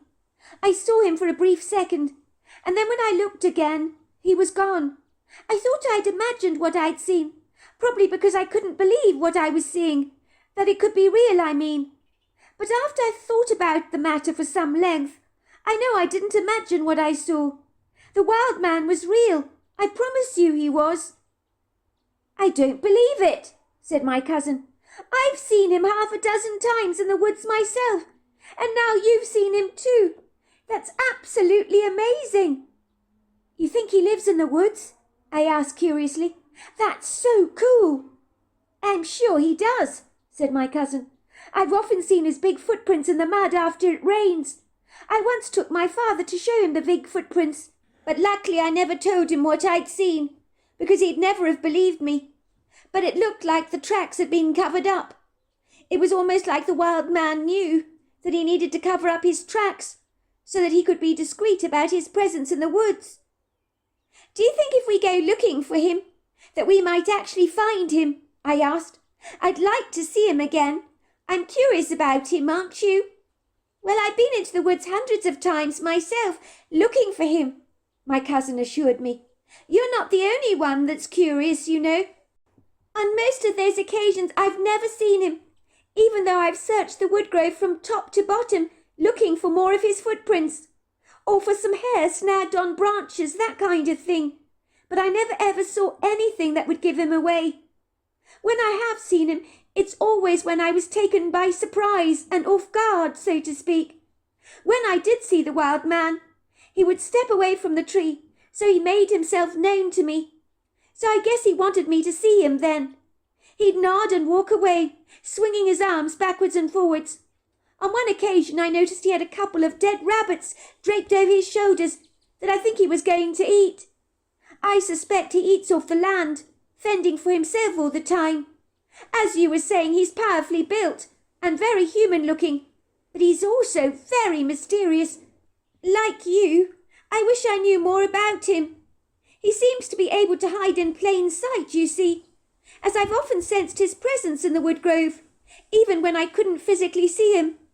It's like I know he's there watching me, but he's rather like the Invisible Man, because I have no idea where he's hiding. Do you think the wild man was surprised to see you on those occasions that he showed himself to you? I asked. I mean, did you catch him off guard, do you think? My cousin considered my words carefully. Well, I told you, didn't I? It was like he knew I was there all the time. I don't think I took him by surprise at all. It was more the other way round. You know what I think? I think the wild man only shows himself to you when he wants to do so, and to whom he desires to reveal himself to. Well, that's the distinct impression I got. I mean, think about it. When you arrived at the farmhouse in your mother's gold Chevy, he showed himself to you, did he not? And he vanished, but your mother never caught sight of him, did she? Is that right? That's right, I agreed. Well, said Dougie, I think he wanted you to see him, or he wouldn't have deliberately shown himself to you, would he? I mean, think about it. My mum and dad have never seen him before. My dad is always busy on the farm. He often clears away some of the paths in the woods. If my father had seen the wild man, he'd have told us about his encounter, but he has seen no such thing. If I told my parents about the wild man, they would think I was making him up. But he's real, and now you've seen him, I know I'm not going completely mad. But you're not going mad, I assured my cousin. We both saw the wild man, so he has to be real. And you know what they say about two witnesses. Why don't we both go into the woods together to see if we can find the wild man for ourselves? It's a while before dinner, and we've got some free time to do what we want, haven't we? I said. You yourself said the wild man has always been benevolent. So we've got nothing to fear, have we? If we go, we can't take the dogs with us, said Cousin Dougie, looking fondly at the two Labradors, running ahead of us on the path back home. But why can't they come with us? I asked, looking disappointed, as I loved having the Labradors following us everywhere we went. I don't think we'll see the wild man if the dogs are around with us. I've never seen the wild man when the Labradors are with me. The dogs bark at everything in the woods. They get overexcited, you see. We'll leave the dogs with Mum in the kitchen. We stand a much better chance of an encounter with the wild man if we're on our own in the woods. But don't get your hopes up, Bentley. My guess is we're not going to see the wild man. I say that because I've been in the woods hundreds of times over looking for him. I've called out to him, although I don't know what his name is. I've never received any kind of response from any of my calls, but I always get a sense he's watching me. But he doesn't respond to my calls, so it is a little infuriating, I have to admit. Maybe he's very shy, I suggested. Because he's big and powerful doesn't mean he's not reticent. My father works for a man who's absolutely enormous. He's so huge, but he's very, very quiet. Dad says he's very demure. So just because he's big doesn't mean he's not shy. Let's go into the woods anyway, I said. And even if we don't see him, it doesn't matter a jot. But at least we know we've tried. Why do you want to see him so much? My cousin Dougie asked me. Most people would be very scared of the wild man. The first time I saw him, I don't mind admitting, I nearly wet my pants, until I realised that his eyes were twinkling with amusement. They were kind. Then I wasn't afraid. Not when I looked into his eyes, that is. When did you first see him, Dougie? I asked. Well, I was in the woods looking for some wild mushrooms for my mother. She asked me to collect some wild mushrooms for her. We have quite a lot of them growing in the woods, you see. So I went searching for the mushrooms. I was about to gather a handful of what looked like edible fungi, when I had the sense that I was being watched. And then there he was, the wild man, I mean, standing 5 feet away from me, staring at me through his dark, treacle-coloured eyes. At first I avoided his gaze because it felt like he was looking right through me, and I got really scared. Finally, I looked up at him. I was so terrified because he was so big, so gargantuan. But when I looked into his eyes, the fear left me at once, because I knew he had no ill will towards me. As I was saying, I could see kindness in the depths of his eyes. He was pointing to the mushrooms that I was about to gather. He indicated that they were poisonous, even though they looked like they were edible. And then he nodded his head at me and was gone. When I looked at the mushrooms around the tree closer, I realised that the wild man was right, that I'd very nearly picked up poisonous fungi. They were deadly poisonous. That was the first time I saw him, you know. Well, he can't be dangerous then, can he? He stopped you from picking poisonous mushrooms. He was helping you out. And you say his eyes were kind, and that says an awful lot. My dad always says that eyes are the mirror of the soul. Maybe the wild man was probably watching you the whole time, keeping a distance, until he intervened and made his presence known to you, so that he could stop you from picking the poisonous mushrooms. Maybe if we go into the woods together and pretend we're about to pick some poisonous fungi, he'll try and stop us from doing so, and then we'll see him together, because he won't want us to be picking poisonous mushrooms, will he? That's a really cool idea, my cousin agreed, an approving light going on in his eyes. Why didn't I think of that before? The milk pail that my cousin Dougie was carrying made a clattering noise as the milk swished around in the pail. We finally entered the back door of the farmhouse. My mother was sitting at the breakfast nook drinking tea. She was reading an article in a local newspaper out loud to Aunt Charlotte, who was busy frying chopped onions in a pan as she prepared dinner. I could see Aunt Charlotte was thoroughly enjoying my mother's presence in her farmhouse. "That's fascinating," said Aunt Charlotte. "Coco, read me the other article, won't you? About the poor kid that fell down the old mine shaft." Aunt Charlotte looked up at the two of us as we entered the kitchen, with the pail of milk, which Dougie placed on the kitchen counter. "Oh, thank you, kids, for bringing me the milk," said Aunt Charlotte.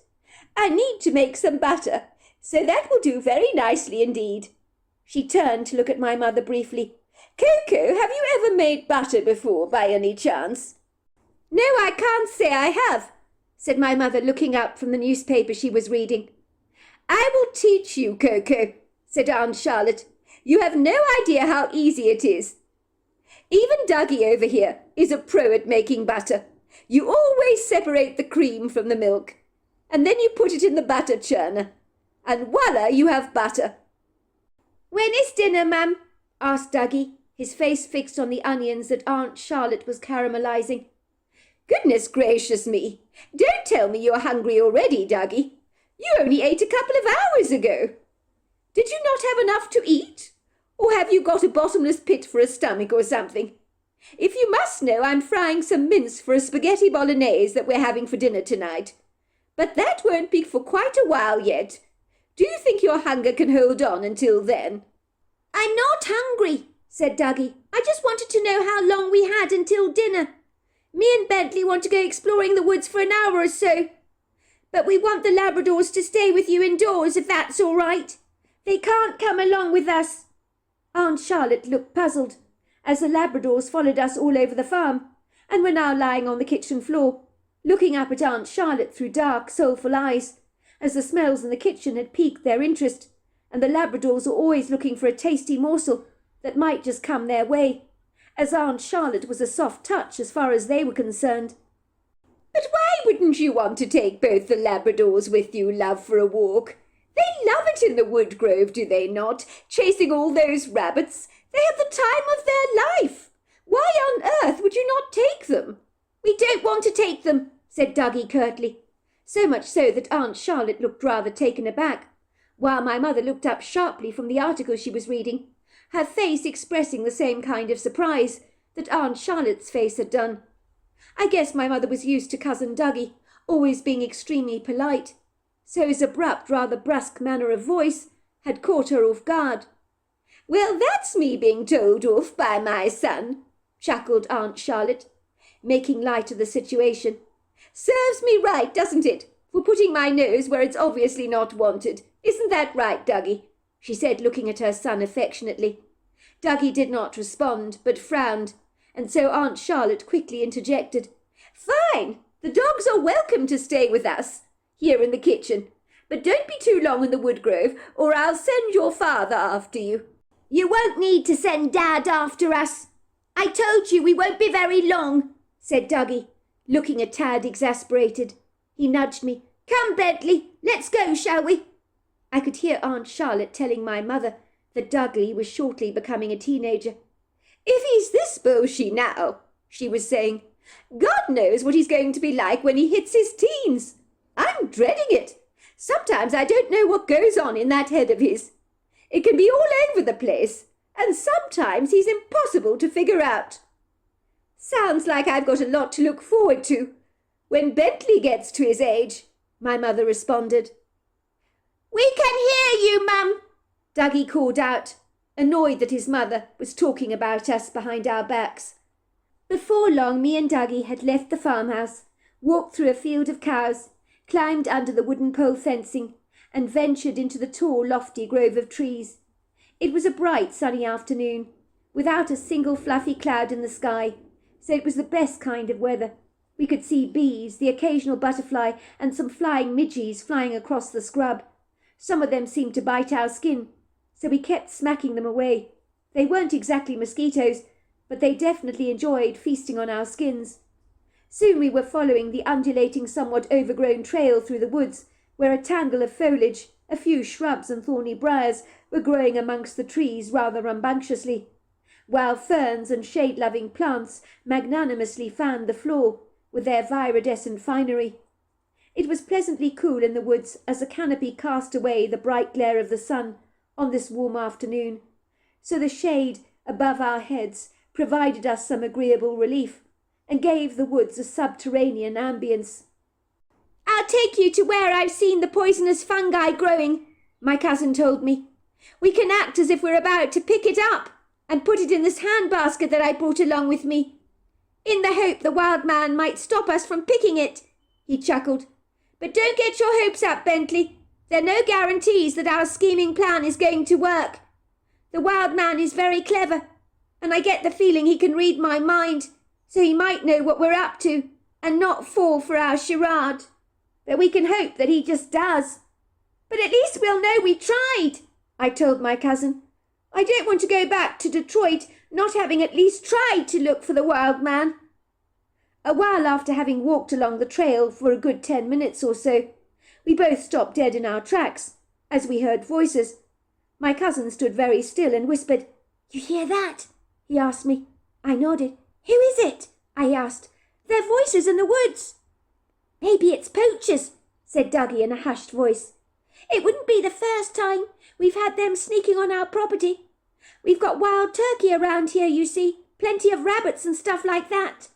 Poachers tend to take the back road where they clandestinely park their cars so as not to be seen. That's how they access our woodgrove." "Are you crazy?" I said, pulling my cousin's arm away.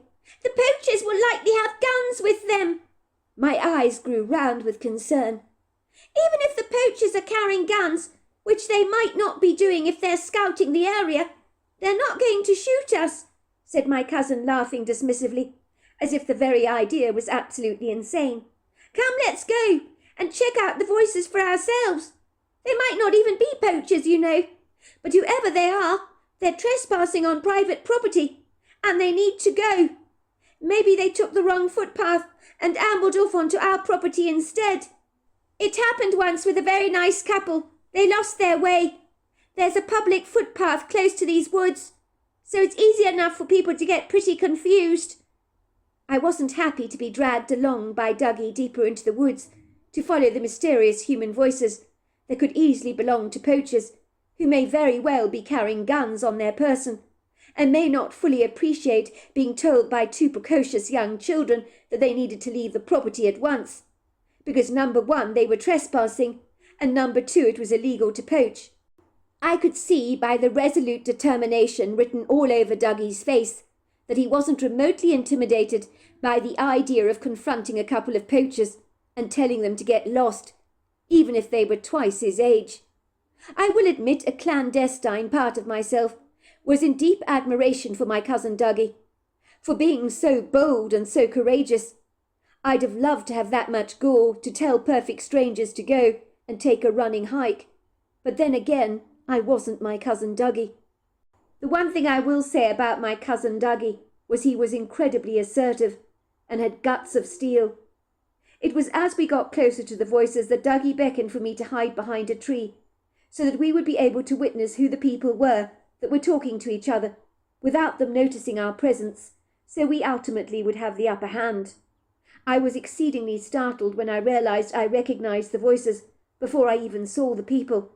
The voices belonged to my father and my mother's awful best friend, Sally Turner, who I loved to hate, who seemed to genuinely hate and abhor all men. What the hell were they doing in the woods together, of all things, without my mother even knowing about it?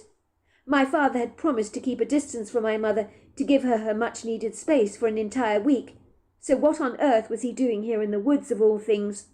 I knew my father, much like myself, had an impassioned aversion to the likes of Sally Turner. He implicitly believed she deliberately poisoned my mother's mind against him.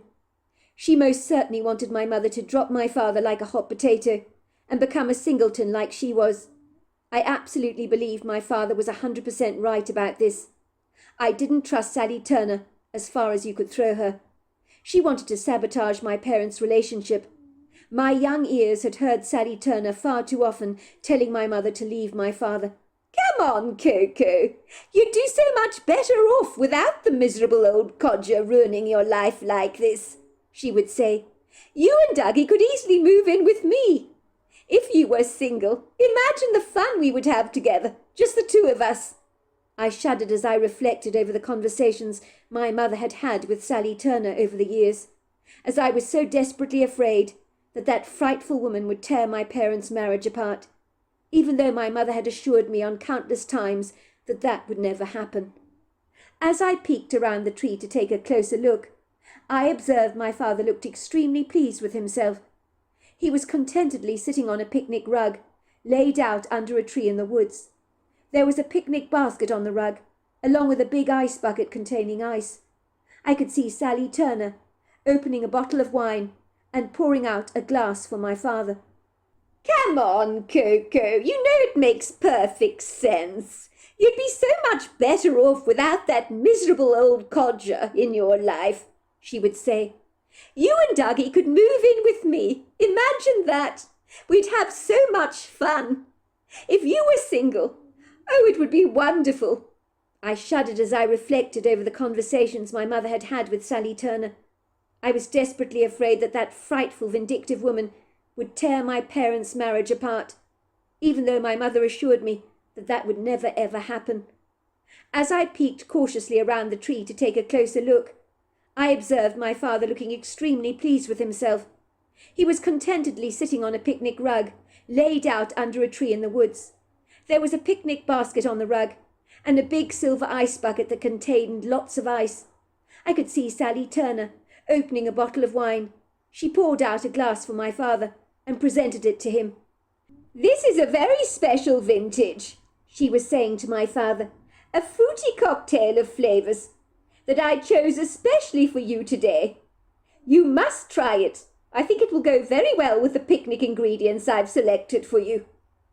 My father took a sip, although he didn't really look as if he was sipping at all. He glanced down at the bottle and said approvingly, "This is an expensive bottle of wine, Sally. I don't know how to thank you for doing this for us. I was always under the impression you never liked me and were trying to split me and Coco apart, but I can see I was wrong about that. It is very kind of you to organize this picnic for us. So you're really saying that Coco has no idea about any of this?" "Of course she has no idea. I wanted to make it romantic for the both of you, didn't I? I can't stand to see the two of you being at each other's throats like this, when you both so obviously love each other. I don't want you splitting up over a petty argument over money. I had to figure an ingenious way to get the two of you together, as by the sounds of things you've got a lot of making up to do," said Sally. "You can say that again. I've been an absolute fool. I'm inclined to forget how sensitive Coco tends to be. So I've really ruffled her feathers this time. So I need to talk to her, make her see sense. Well, that's my point. You can talk and settle your differences. That's why I told Coco that I was organising a picnic for me and her in the woods, so we can enjoy some wine together and a girly chat under the forest canopy. We've done this before, you know. Come out in the woods to enjoy some wine on Chester's farm like this. Last time, Chester's wife, what's her name again? Oh, you mean Charlotte. Yes, that's right. Last time Charlotte joined us. I organised the entire picnic for the three of us. Now I've done it again, she said proudly, pointing to the picnic basket. There's a lovely place in town, you know. It's called MacDougall's Picnics. And I got them to prepare everything. There's chicken liver pâté in the basket, toasted French baguette, strawberries covered in milk chocolate, bagels with smoked salmon and cream cheese. There are smoked oysters, some caviar, sliced ham, salami, and an assorted collection of French cheeses that you're going to love. You can't say I haven't spoilt the both of you. Sounds absolutely delicious. I really appreciate the efforts you've gone to help me, Sally. You have no idea what this means to me. Coco has been refusing to talk to me since she came to the farm. This way she gets to hear me out, I hope. I don't want to lose her, Sally. And recently she's been rather distant towards me, if you know what I mean. I've been terrified that she's going to serve me divorce papers. All our arguments of late have been about money. We are better than that, Sally. We shouldn't let a few outstanding bills dictate our happiness, should we? But of course you shouldn't, Ambrose.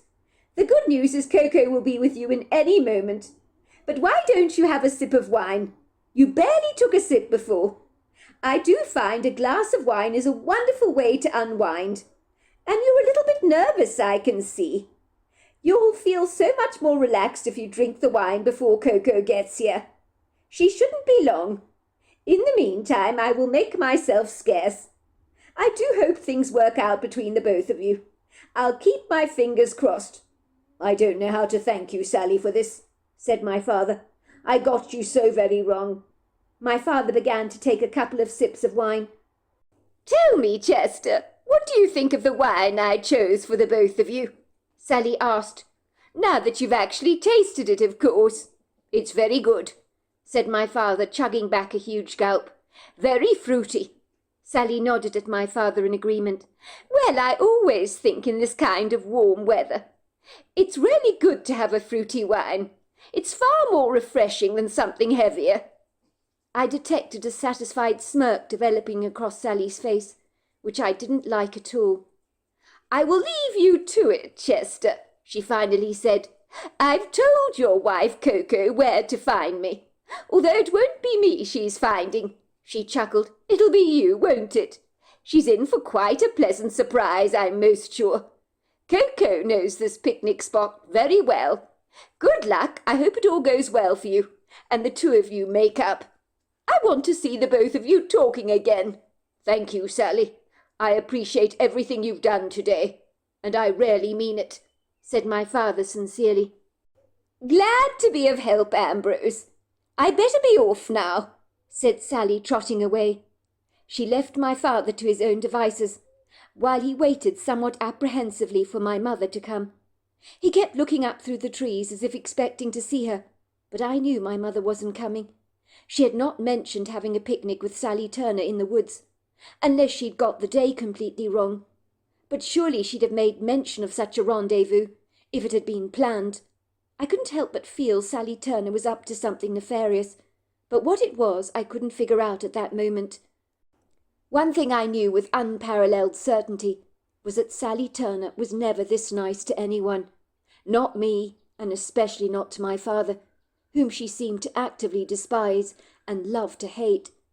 The reason for this dislike was obvious.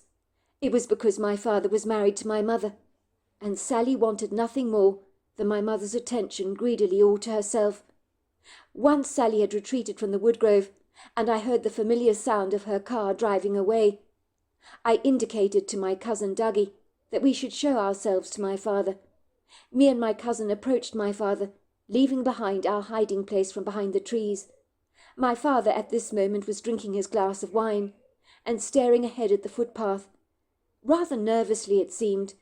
He was probably not sure how my mother would react to seeing him, because he was going to surprise her, and he was, I imagine, psychologically preparing himself for the warfare he might experience.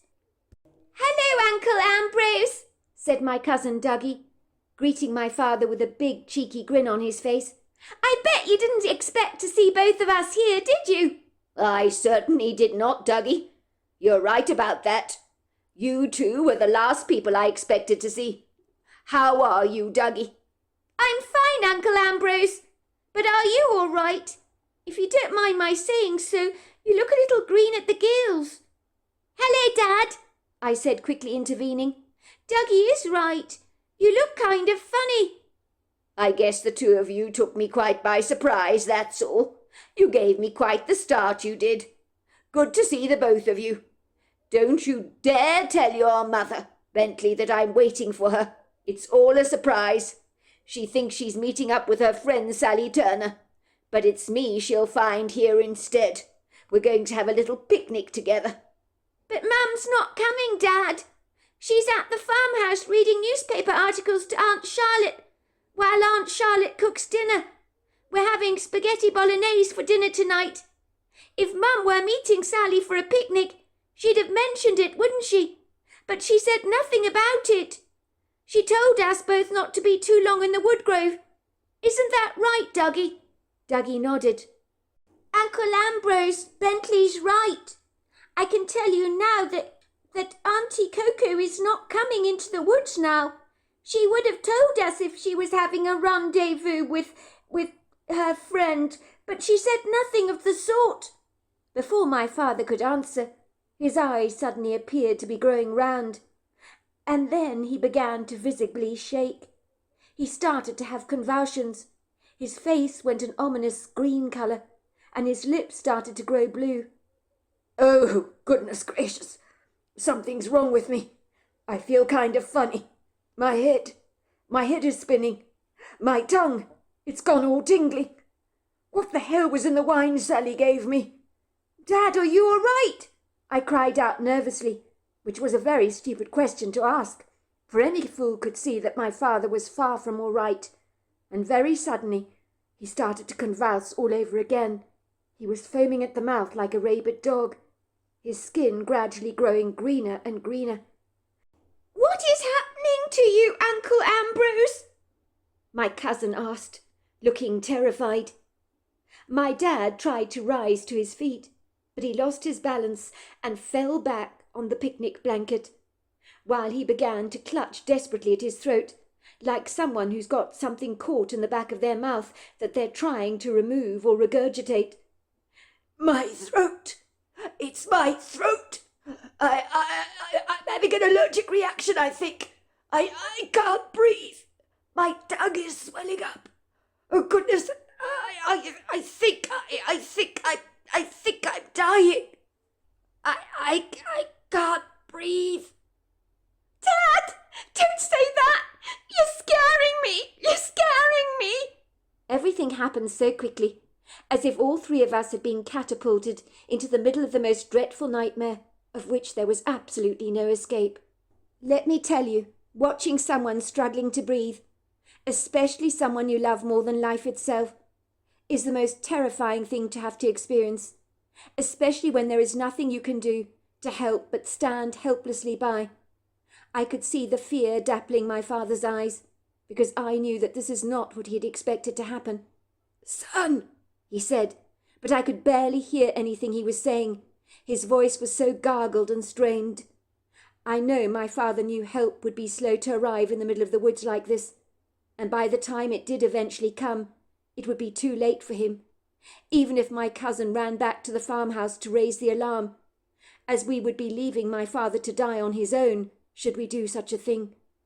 The woeful expression on my dad's face was puckered with regret, disappointment, fear, and finally acceptance at the very same time, rather like a plethora of flavours thrown into a cake mix that don't actually go well together. Finally he choked out the anguished words, kiwi fruit. That bloody woman must have put kiwi fruit into the wine. I'm having an allergic reaction. Sally Turner knows I'm allergic to kiwi fruit. My God, I've been a fool. If I don't make it, son, tell everybody that Sally Turner did this to me. Now I knew unequivocally what was going on with my father. He was having what is known as an anaphylactic shock. His airways were being gradually constricted, and he was being deprived of oxygen. We needed an EpiPen at once in order to save his life. The only thing my father was known to be allergic to was kiwi fruit. He had discovered this one night when he ate some kiwi fruit in a fruit cocktail at a wedding he attended once with my mother. The fruit cocktail was delivered to the guests before the hors d'oeuvres, which was to be an asparagus-filled cheese pastry. My father had never tried kiwi fruit before and was eager to taste it, but he had no idea he'd have such an adverse reaction to the fruit. But there are some rare individuals out there highly allergic to it, and unfortunately my father happened to be one of those people. In a trice he felt his heart pounding violently in his chest. His body grew very hot, and he began to experience all kinds of tingles on his throat, which began to swell up quickly, blocking his airways. His eyes began to bulge from their sockets, and I am told by my mother his face went from green to blue. The only words he appeared to utter to my mother at the time were, "Something's wrong with me. I can't breathe." Help came to my father immediately at the wedding, for a woman well versed in the subject of anaphylactic shocks was in attendance, as she suffered from peanut allergies, and always carried on her person an EpiPen. She graciously plunged the EpiPen into my father's flesh and saved his life. We soon learnt that my father was highly allergic to kiwi fruit, which is deadly to him. My father did not carry an EpiPen on his person. They need to be replaced regularly and are extremely expensive, and it's very uncommon to find kiwi fruit added to the average American diet. Whereas with peanut allergies, they're much more widespread, and peanuts are common in America and can surreptitiously be found in many products, which is why on cereal boxes there will invariably be a warning if the factory makes cereals with peanuts on the premises, as the possibility of cross-contamination is extremely real, but you don't have a problem with kiwi fruit in that regard. My father always considered himself lucky to be allergic to kiwi fruit rather than peanuts, as kiwi fruit is not common in the American diet. But what he had not prepared himself for was a predatory woman in his life who would go to any lengths to exterminate him so she could have my mother all to herself. Sally Turner wasn't gay or anything like that. Her fixation towards my mother was not romantically inclined. She was jealous of my parents' relationship and was eager to break them both up. If she could do so, she would have my mother all to herself, and they could spend an extortionate amount of time together as a consequence. I guess in this regard, the saying "misery loves company" really does come to mind here. I imagine for Sally Turner, living on her own, there must have been moments for her when she felt isolated and exceedingly lonely. Sally knew unequivocally that my father was allergic to kiwi fruit, and she was banking on the fact that my dad would be dead before he managed to find any help, being stuck there in the woods all on his own. Sally Turner impassionately loathed my father, and would have loved to have split my parents up. But resorting to these kind of lethal, vindictive measures to secure her idyllic end was nothing short of murderous, and I suddenly realized there really was evil in our world. In that moment, watching my father struggle to draw breath was nothing short of terrifying for me. I was only 9, for goodness sake, and I knew leaving my dad to call my mother to find an EpiPen would be too time-consuming, and I doubted there was an EpiPen on the farm available for us, as no member of my uncle's family suffered from any life-threatening allergies.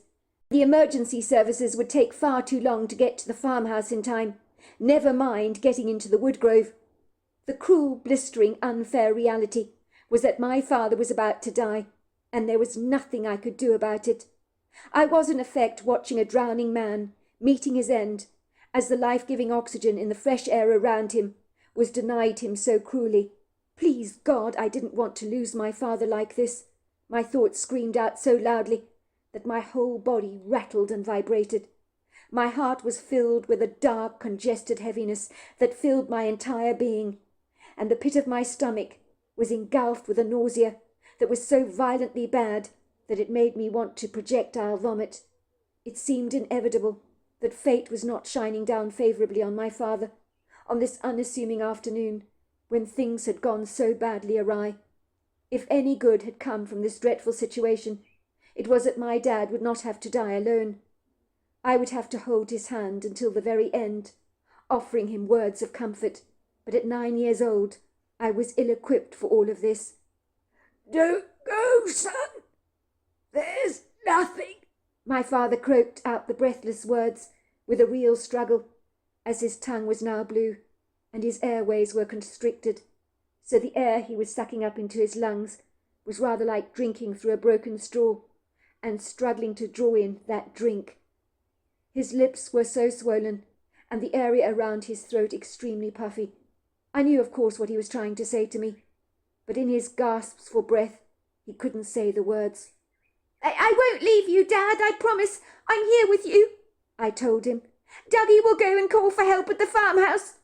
My father nodded, grabbing my hand and squeezing it so tightly I almost winced in pain because of the strength of his formidable grip that probably expressed the terror he was beginning to feel. My father was so young, far too young to prepare for death, but now he was staring it blazingly in the face, and I knew he didn't want to die, and he didn't want his end to be like this. And now I would have to watch him breathe his very last, but at least I would be at his side when the end finally came. My heart was pounding violently in my chest. I could feel every single beat. I screamed out to my cousin, who was standing there so gormlessly, like a frozen statue. "Don't just stand there, Dougie! Go to the farmhouse! Get help now!"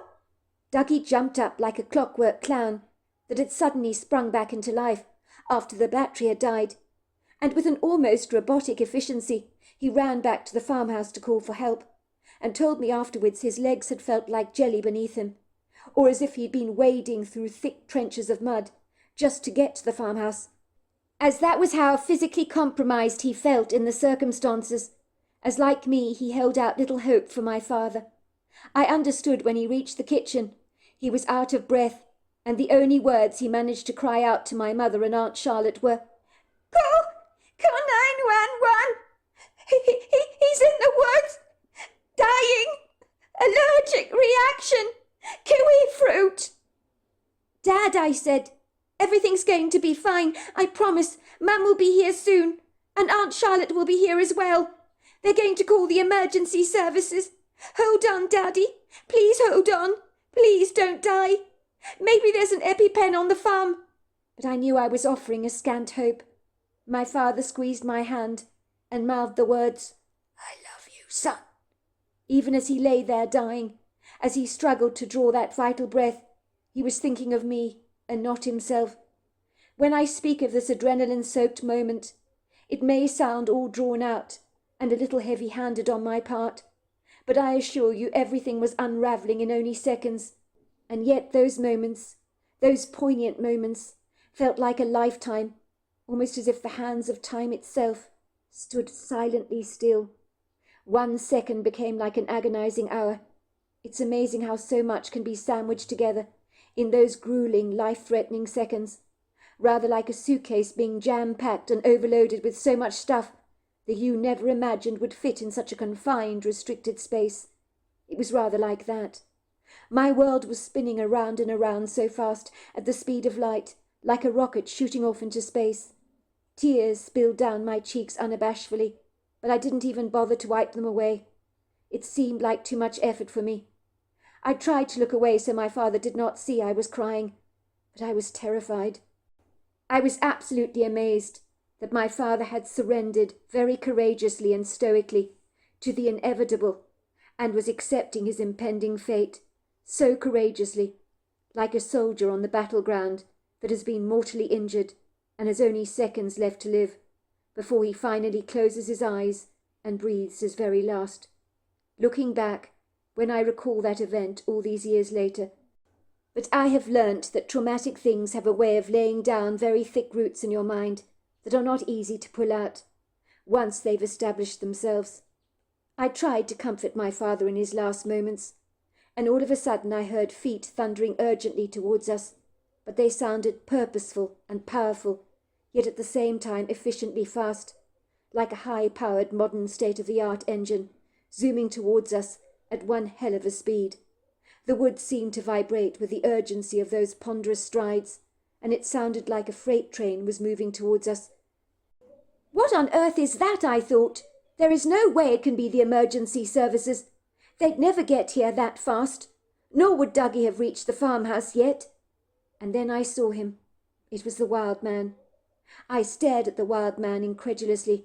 I could see the rise and fall of his powerful chest as his breathing was heavy. The determined gait of his square jawline and the penetration of his questioning gaze was something I will never forget as long as I live. The most paradoxical thing about this curious moment in time was the wild man seemed to know exactly what was going on with my father, without anything being articulated, like someone who's already read the crucial chapters in a crime thriller novel and knows exactly how the story will end, or how to intercede in the chapters to change the script and write a better, much happier story. It was like that with the wild man. It was like the wild man was blessed with a startlingly accurate clairvoyance and was able to see an event happen before it actually played out in our time-space. I stood there for a brief second, looking at the wild man, with a mixture of helplessness tangled up with hope. "Help!" I cried out, pointing to my father, tears spilling down my cheeks. "Please help! My dad! He can't breathe! He's having an allergic reaction! Please, please help!" The wild man was so tall, so impressively lofty, so powerfully built and robust, but I wasn't remotely intimidated by his gargantuan size. His mighty presence gave me a profound sense that something powerful was taking over what was a fractured situation. Could I dare to hope the wild man could save my father's life? Or was that wishful thinking on my part, a fragile hope that had already worn far too thin, as time was running out? The wild man was at least 9 to 10 foot tall, his body strappingly built, like a perfectly masterful machine that ran on a very smooth engine. He was rather like a Land Rover that can drive over the most challenging of terrain. He was covered with very dark brown hair, sprinkled with the occasional tufts of grey, which suggested he might be getting on in age, unless of course he was prematurely greying. The wild man clasped with his huge sausage-sized fingers a tool made from wood that was as sharp as a razor, and the fact that he had this tool on his person meant that he foresaw this event happening. He punctured my father's throat area, creating a hole-like incision, using the sharp wooden instrument with the kind of precision you'd expect from a highly skilled surgeon. There was no reticence or uncertainty in the procedure that the wild man performed. He was fearlessly quick and extremely efficient. Then it happened like a gift from the gods. My father was breathing again. He sucked up the air hungrily, while the blueness started to leave his puffy face. Suddenly there was hope mixed with gratitude embedded in my father's eyes, as he stared up at the wild man incredulously. It was almost as if he thought he was hallucinating, because he knew this wild man must have been sent from heaven itself. The wild man was holding a small glass Coke bottle in his hands that was filled with a strange-looking tincture. It was a sludgy green colour and smelt strongly of wild mustard and bitter herbs. He poured the liquid very quickly down my father's throat, and within seconds the swelling on my father's tongue subsided. I guess he must have known a lot about herbs, but he also knew what was going to happen to my father. And when I glanced at him and he met my gaze, the question in my mind was read by the wild man. "How did you know my dad needed help?" was the thought I directed at him, without any words actually being expressed. My thought was met with a telepathic response. "I knew this was going to happen to your father before you even came to the farm. When you arrived here, I knew in a few days' time your father would come into the woodgrove and would ultimately need help, and I was called upon to meet his needs on his behalf from his guardians As they have told me it is not his time yet, and he needed to be saved, I was asked to intervene on his behalf, and so here I am." The wild man looked at my father through kind treacle-coloured eyes. He said 2 words that I've never forgotten as long as I've lived. He spoke those words out loud, "Nirana gunoso," which in my head translated itself to, "You will live," and then he simply glided away and was gone from our sight. My father was drawing in breaths of air, as if they were the elixir of his very life. A while later we heard voices, and then the EMTs arrived on the scene, along with my mother and Aunt Charlotte as well as Dougie. Their faces overwrought with an expression of impending dread, as if they were preparing themselves to face the worst possible scenario. But then they saw that my father was very much alive and appeared to be breathing. He was sitting up with a puncture wound to his neck, where the blood trailed down his neck onto the collar of his shirt. They were overcome with a tangible sense of relief, and in those moments the words that were uttered were expressed in a cacophony of thank gods and "Oh my God, you're breathing! You're breathing!" My father was placed gently onto a stretcher. An EpiPen was thrust into his flesh, even though he was breathing. The 2 EMTs looked at me wondrously when they observed the puncture in my father's throat and realized what had been done to save my dad's life. "How old are you, young man?" asked the male EMT, as he was looking at the puncture in my father's throat and then straight back at me. "I'm 9 years old, sir," I told him. The EMT whistled. "You did this yourself, young man?" he said, gesturing to my father's open wound on the throat area, as he carefully inserted a pipe into the hole, so that my father's breathing got even clearer. "You have performed a life-saving procedure, young man. It's called a tracheotomy. How could you possibly know to do this?" He marvelled at me in awe, looking at me as if he thought I must be a child genius of some kind, which I most certainly was not. My father was nodding profusely. He winked at me and said, "That's right. It was my son who performed the procedure." For some reason my father didn't want the EMTs to know about the wild man. The EMT shook his head. 9 years old, eh? And you knew to do this? That's incredible. You saved your father's life, young man. You should be terribly proud of yourself." "Well, he must be, mustn't he?" my mother said. "You are a very clever boy, dear," she told me. My mother leaned over to my father, stroking his hair. Tears poured down her cheeks. "Oh, my God, Ambrose! You gave us such a dreadful scare. I don't know what to say. We could have lost you." While we were in the ambulance on the way to the hospital, my father was now up and talking, and the ambulance staff were amazed that the blueness had left his face so swiftly, and the swelling in his tongue had subsided. But I knew it was because of the tincture that the wild man had applied to my father's throat. "What happened?" my mother asked, wiping the tears away from her eyes. "What the hell happened?" she repeated, her anxiety now replaced with relief. "Oh, my goodness, Ambrose! As I keep saying, you gave me quite the scare.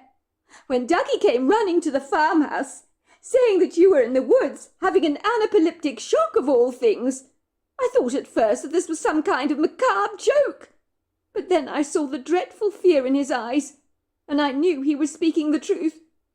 When he told me you couldn't breathe, I pretty much thought we had lost you, that you were dead. I thought me and Charlotte would be planning your funeral in a day's time or so. Have you any idea, Ambrose, what that did to me? I thought I was going to have a heart attack." "I'm sorry, love, that you had a shock like that." "Not half as sorry as I am, Ambrose. I'm furious with you, but at the same time so relieved to see that you're alive. If I'd lost you—" My mother was unable to find the words. My father squeezed my mother's hand affectionately, looking into her eyes adoringly. "You could never ever lose me, love. You're stuck with me for life, if you'll have me," he teased. "Of course I'm stuck with you for life, Ambrose," my mother said. "I married you, didn't I? But I still can't digest what happened this afternoon. It's so incredibly overwhelming. I'm trying to get my head around all this. I'm surprised that you didn't end up in a wooden box. This could have ended up so tragically if it wasn't for the hole in your throat that my son put there of all things. I can't believe Bentley knew to do this. You're only 9, for goodness sake. I did not say anything at this. I could see now that this was not the right time to correct my mother and to tell her all about the wild man who had intercepted this potential tragedy with a lion-hearted deficiency, and without his gallant intervention, my dad would almost certainly be dead. My mother paused for a second, studying my father's face intently, as if she was reading a complicated book that she couldn't quite understand, and was trying to make sense of it. There was a furrow developing between my mother's brows, which only ever happened to her when she was trying to figure out something she found incredibly complicated. Her eyes were filled with a plethora of unasked questions, her body still jolting with the after-effects of all the shocks she had just endured. Finally she spoke again. The panic could still be heard in her lilt. "What on earth were you doing in Chester's Woodgrove, of all things?" she asked. "Why would you come to Chester's farm by the back route and clandestinely sneak into the woods like that? I don't understand. This is very unusual behaviour on your part. Besides anything else, I thought we agreed to keep a distance for a week. You said you were going to give me my space. Well, you told Chester that anyway. And then you rock up unannounced and hide in the woodgrove. Were you sneakily spying on me, Ambrose? Because I wasn't taking your cause. I know you were grievously upset that I wasn't talking to you. But I needed some space, that's all. And I thought you would respect that." "What are you talking about?" said my father. "Of course I wasn't spying on you, love. I came to the woodgrove to surprise you, for a picnic, that's all." "You did that all right, love. This afternoon has been riddled with an epidemic of surprises. If I don't have a surprise ever again in my life, I'll be extremely grateful for that. I've had enough surprises to last me a lifetime. I have so many questions littering my mind. For a start, what the hell gave you an anaphylactic shock?" asked my mother very abruptly. "The only thing I know that gives you a severe allergic reaction is kiwi fruit.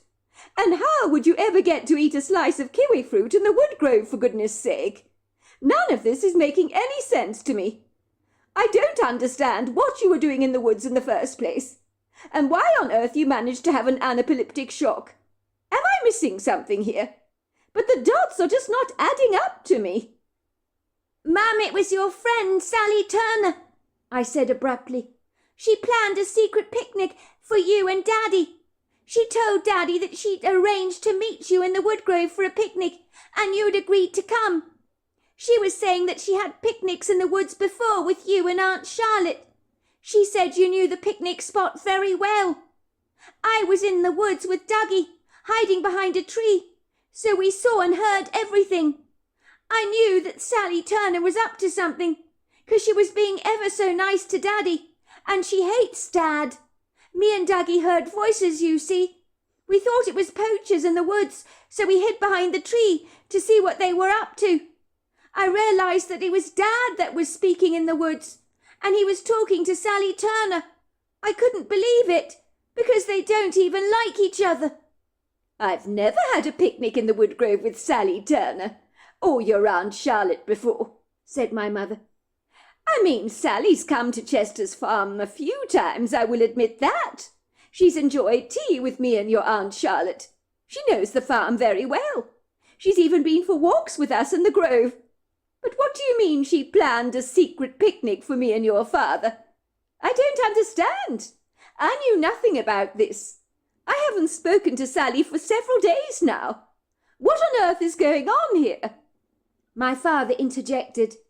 "Sally Turner called me at home, love." "Sally Turner called you at home?" said my mother, looking completely confounded. "Why on earth did she do that? She doesn't even like you, as Bentley is quick to point out." "I know, I thought it was odd, but she was very nice on the phone to me. Very sympathetic." My mother looked more and more confounded. She tried to make sense of everything that my father was telling her. Sally Turner was sympathetic about what exactly? About the fact that you weren't talking to me, of course. Oh, please, said my mother, letting out a muted laugh. Sally wouldn't be sympathetic about something like that. Indeed, if I wasn't talking to you, she'd be absolutely delighted. I don't understand any of this.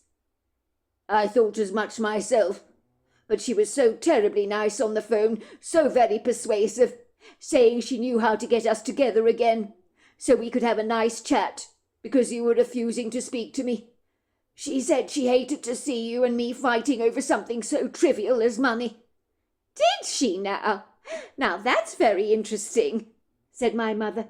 So Sally was the mastermind behind this so-called ingenious picnic that I knew nothing about. Is that right? Pretty much, love. When Sally contacted me, showing such genuine concern, I really thought I'd misjudged your friend. I felt like such a heel for saying all the nasty things that I have over the years about your friend wanting to break us up. My mother frowned. Don't you get it? I've always liked Sally Turner's friendship, love.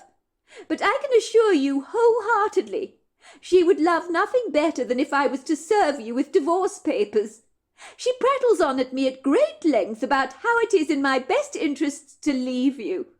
She claims I'm miserable because of you, Ambrose, and she says I'm very unhappy, and that I'd be so much better off without you in my life. But I've always told her that I would never ever divorce you. You told her that? Asked my father, looking quite startled by my mother's frankness. But I thought, he muttered. My mother raised a brow again.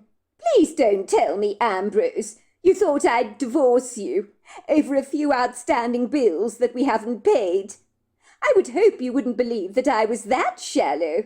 I love you, Ambrose, more than life itself. You're a mug, and yes, we both have our moments. Yes, we fight from time to time. And sometimes I have thrown the divorce word around rather too frequently. But I've never ever meant anything by it. Yes, I fancied a little space after all the arguing we've had recently, which is why I came to Chester's Farm. But no, I wouldn't like a divorce, although I've thought about it occasionally, when you've made me really mad. But if the truth be told, when my emotions finally settle down like a pond that has been stirred, and I come to my senses, my first thoughts are always the same, and that is that I would never ever want to leave you, Ambrose. Not for all the tea in China. And China makes an awful lot of tea, so I'm told. And in case you ask, no, there is nothing that Sally Turner can do to change my mind on this. She's always known how much I love you. You cannot help who you love, can you? So what exactly did Sally Turner say to you before all this came about? Make me make sense of this bizarre story. Well, said my father, rubbing the day-old stubble on his chin reflectively. Sally told me to drive over to Chester's Farm, to take the back road, to park my car there. She told me to follow the footpath into the woods, where she would meet me. She was setting up a picnic for you and me. She couldn't bear to see us at each other's throats. Well, that's what she told me. She said she would tell you that she was meeting up with you in the grove for a girly chat, with a picnic and some good wine to drink. But instead of meeting her there, you'd be meeting up with me, so we could talk and enjoy some good wine together. And, settle our differences, so to speak. My mother's face grew decidedly pale. That sounds nice and cosy, does it not? I knew nothing about this. Sally never contacted me to tell me she wanted to meet up for a picnic in the woods. And if she'd done so, I would have turned her down at once. Instead, I would have asked her to come to Chester's farmhouse for tea. I certainly wouldn't have wanted to enjoy a picnic in the woods at this time of the year. You get eaten alive by midges, and I can't stand the things. I don't find that very pleasant. Oh, goodness gracious, said my mother. Sally knows you're allergic to kiwi fruit, Ambrose. I remember telling her the story once about what happened at that wedding, when you very nearly died. You don't suppose she—" My father nodded. "I rather suspect Sally Turner deliberately put some kiwi fruit juice into the wine. It was a fruity concoction, so I wouldn't have noticed it.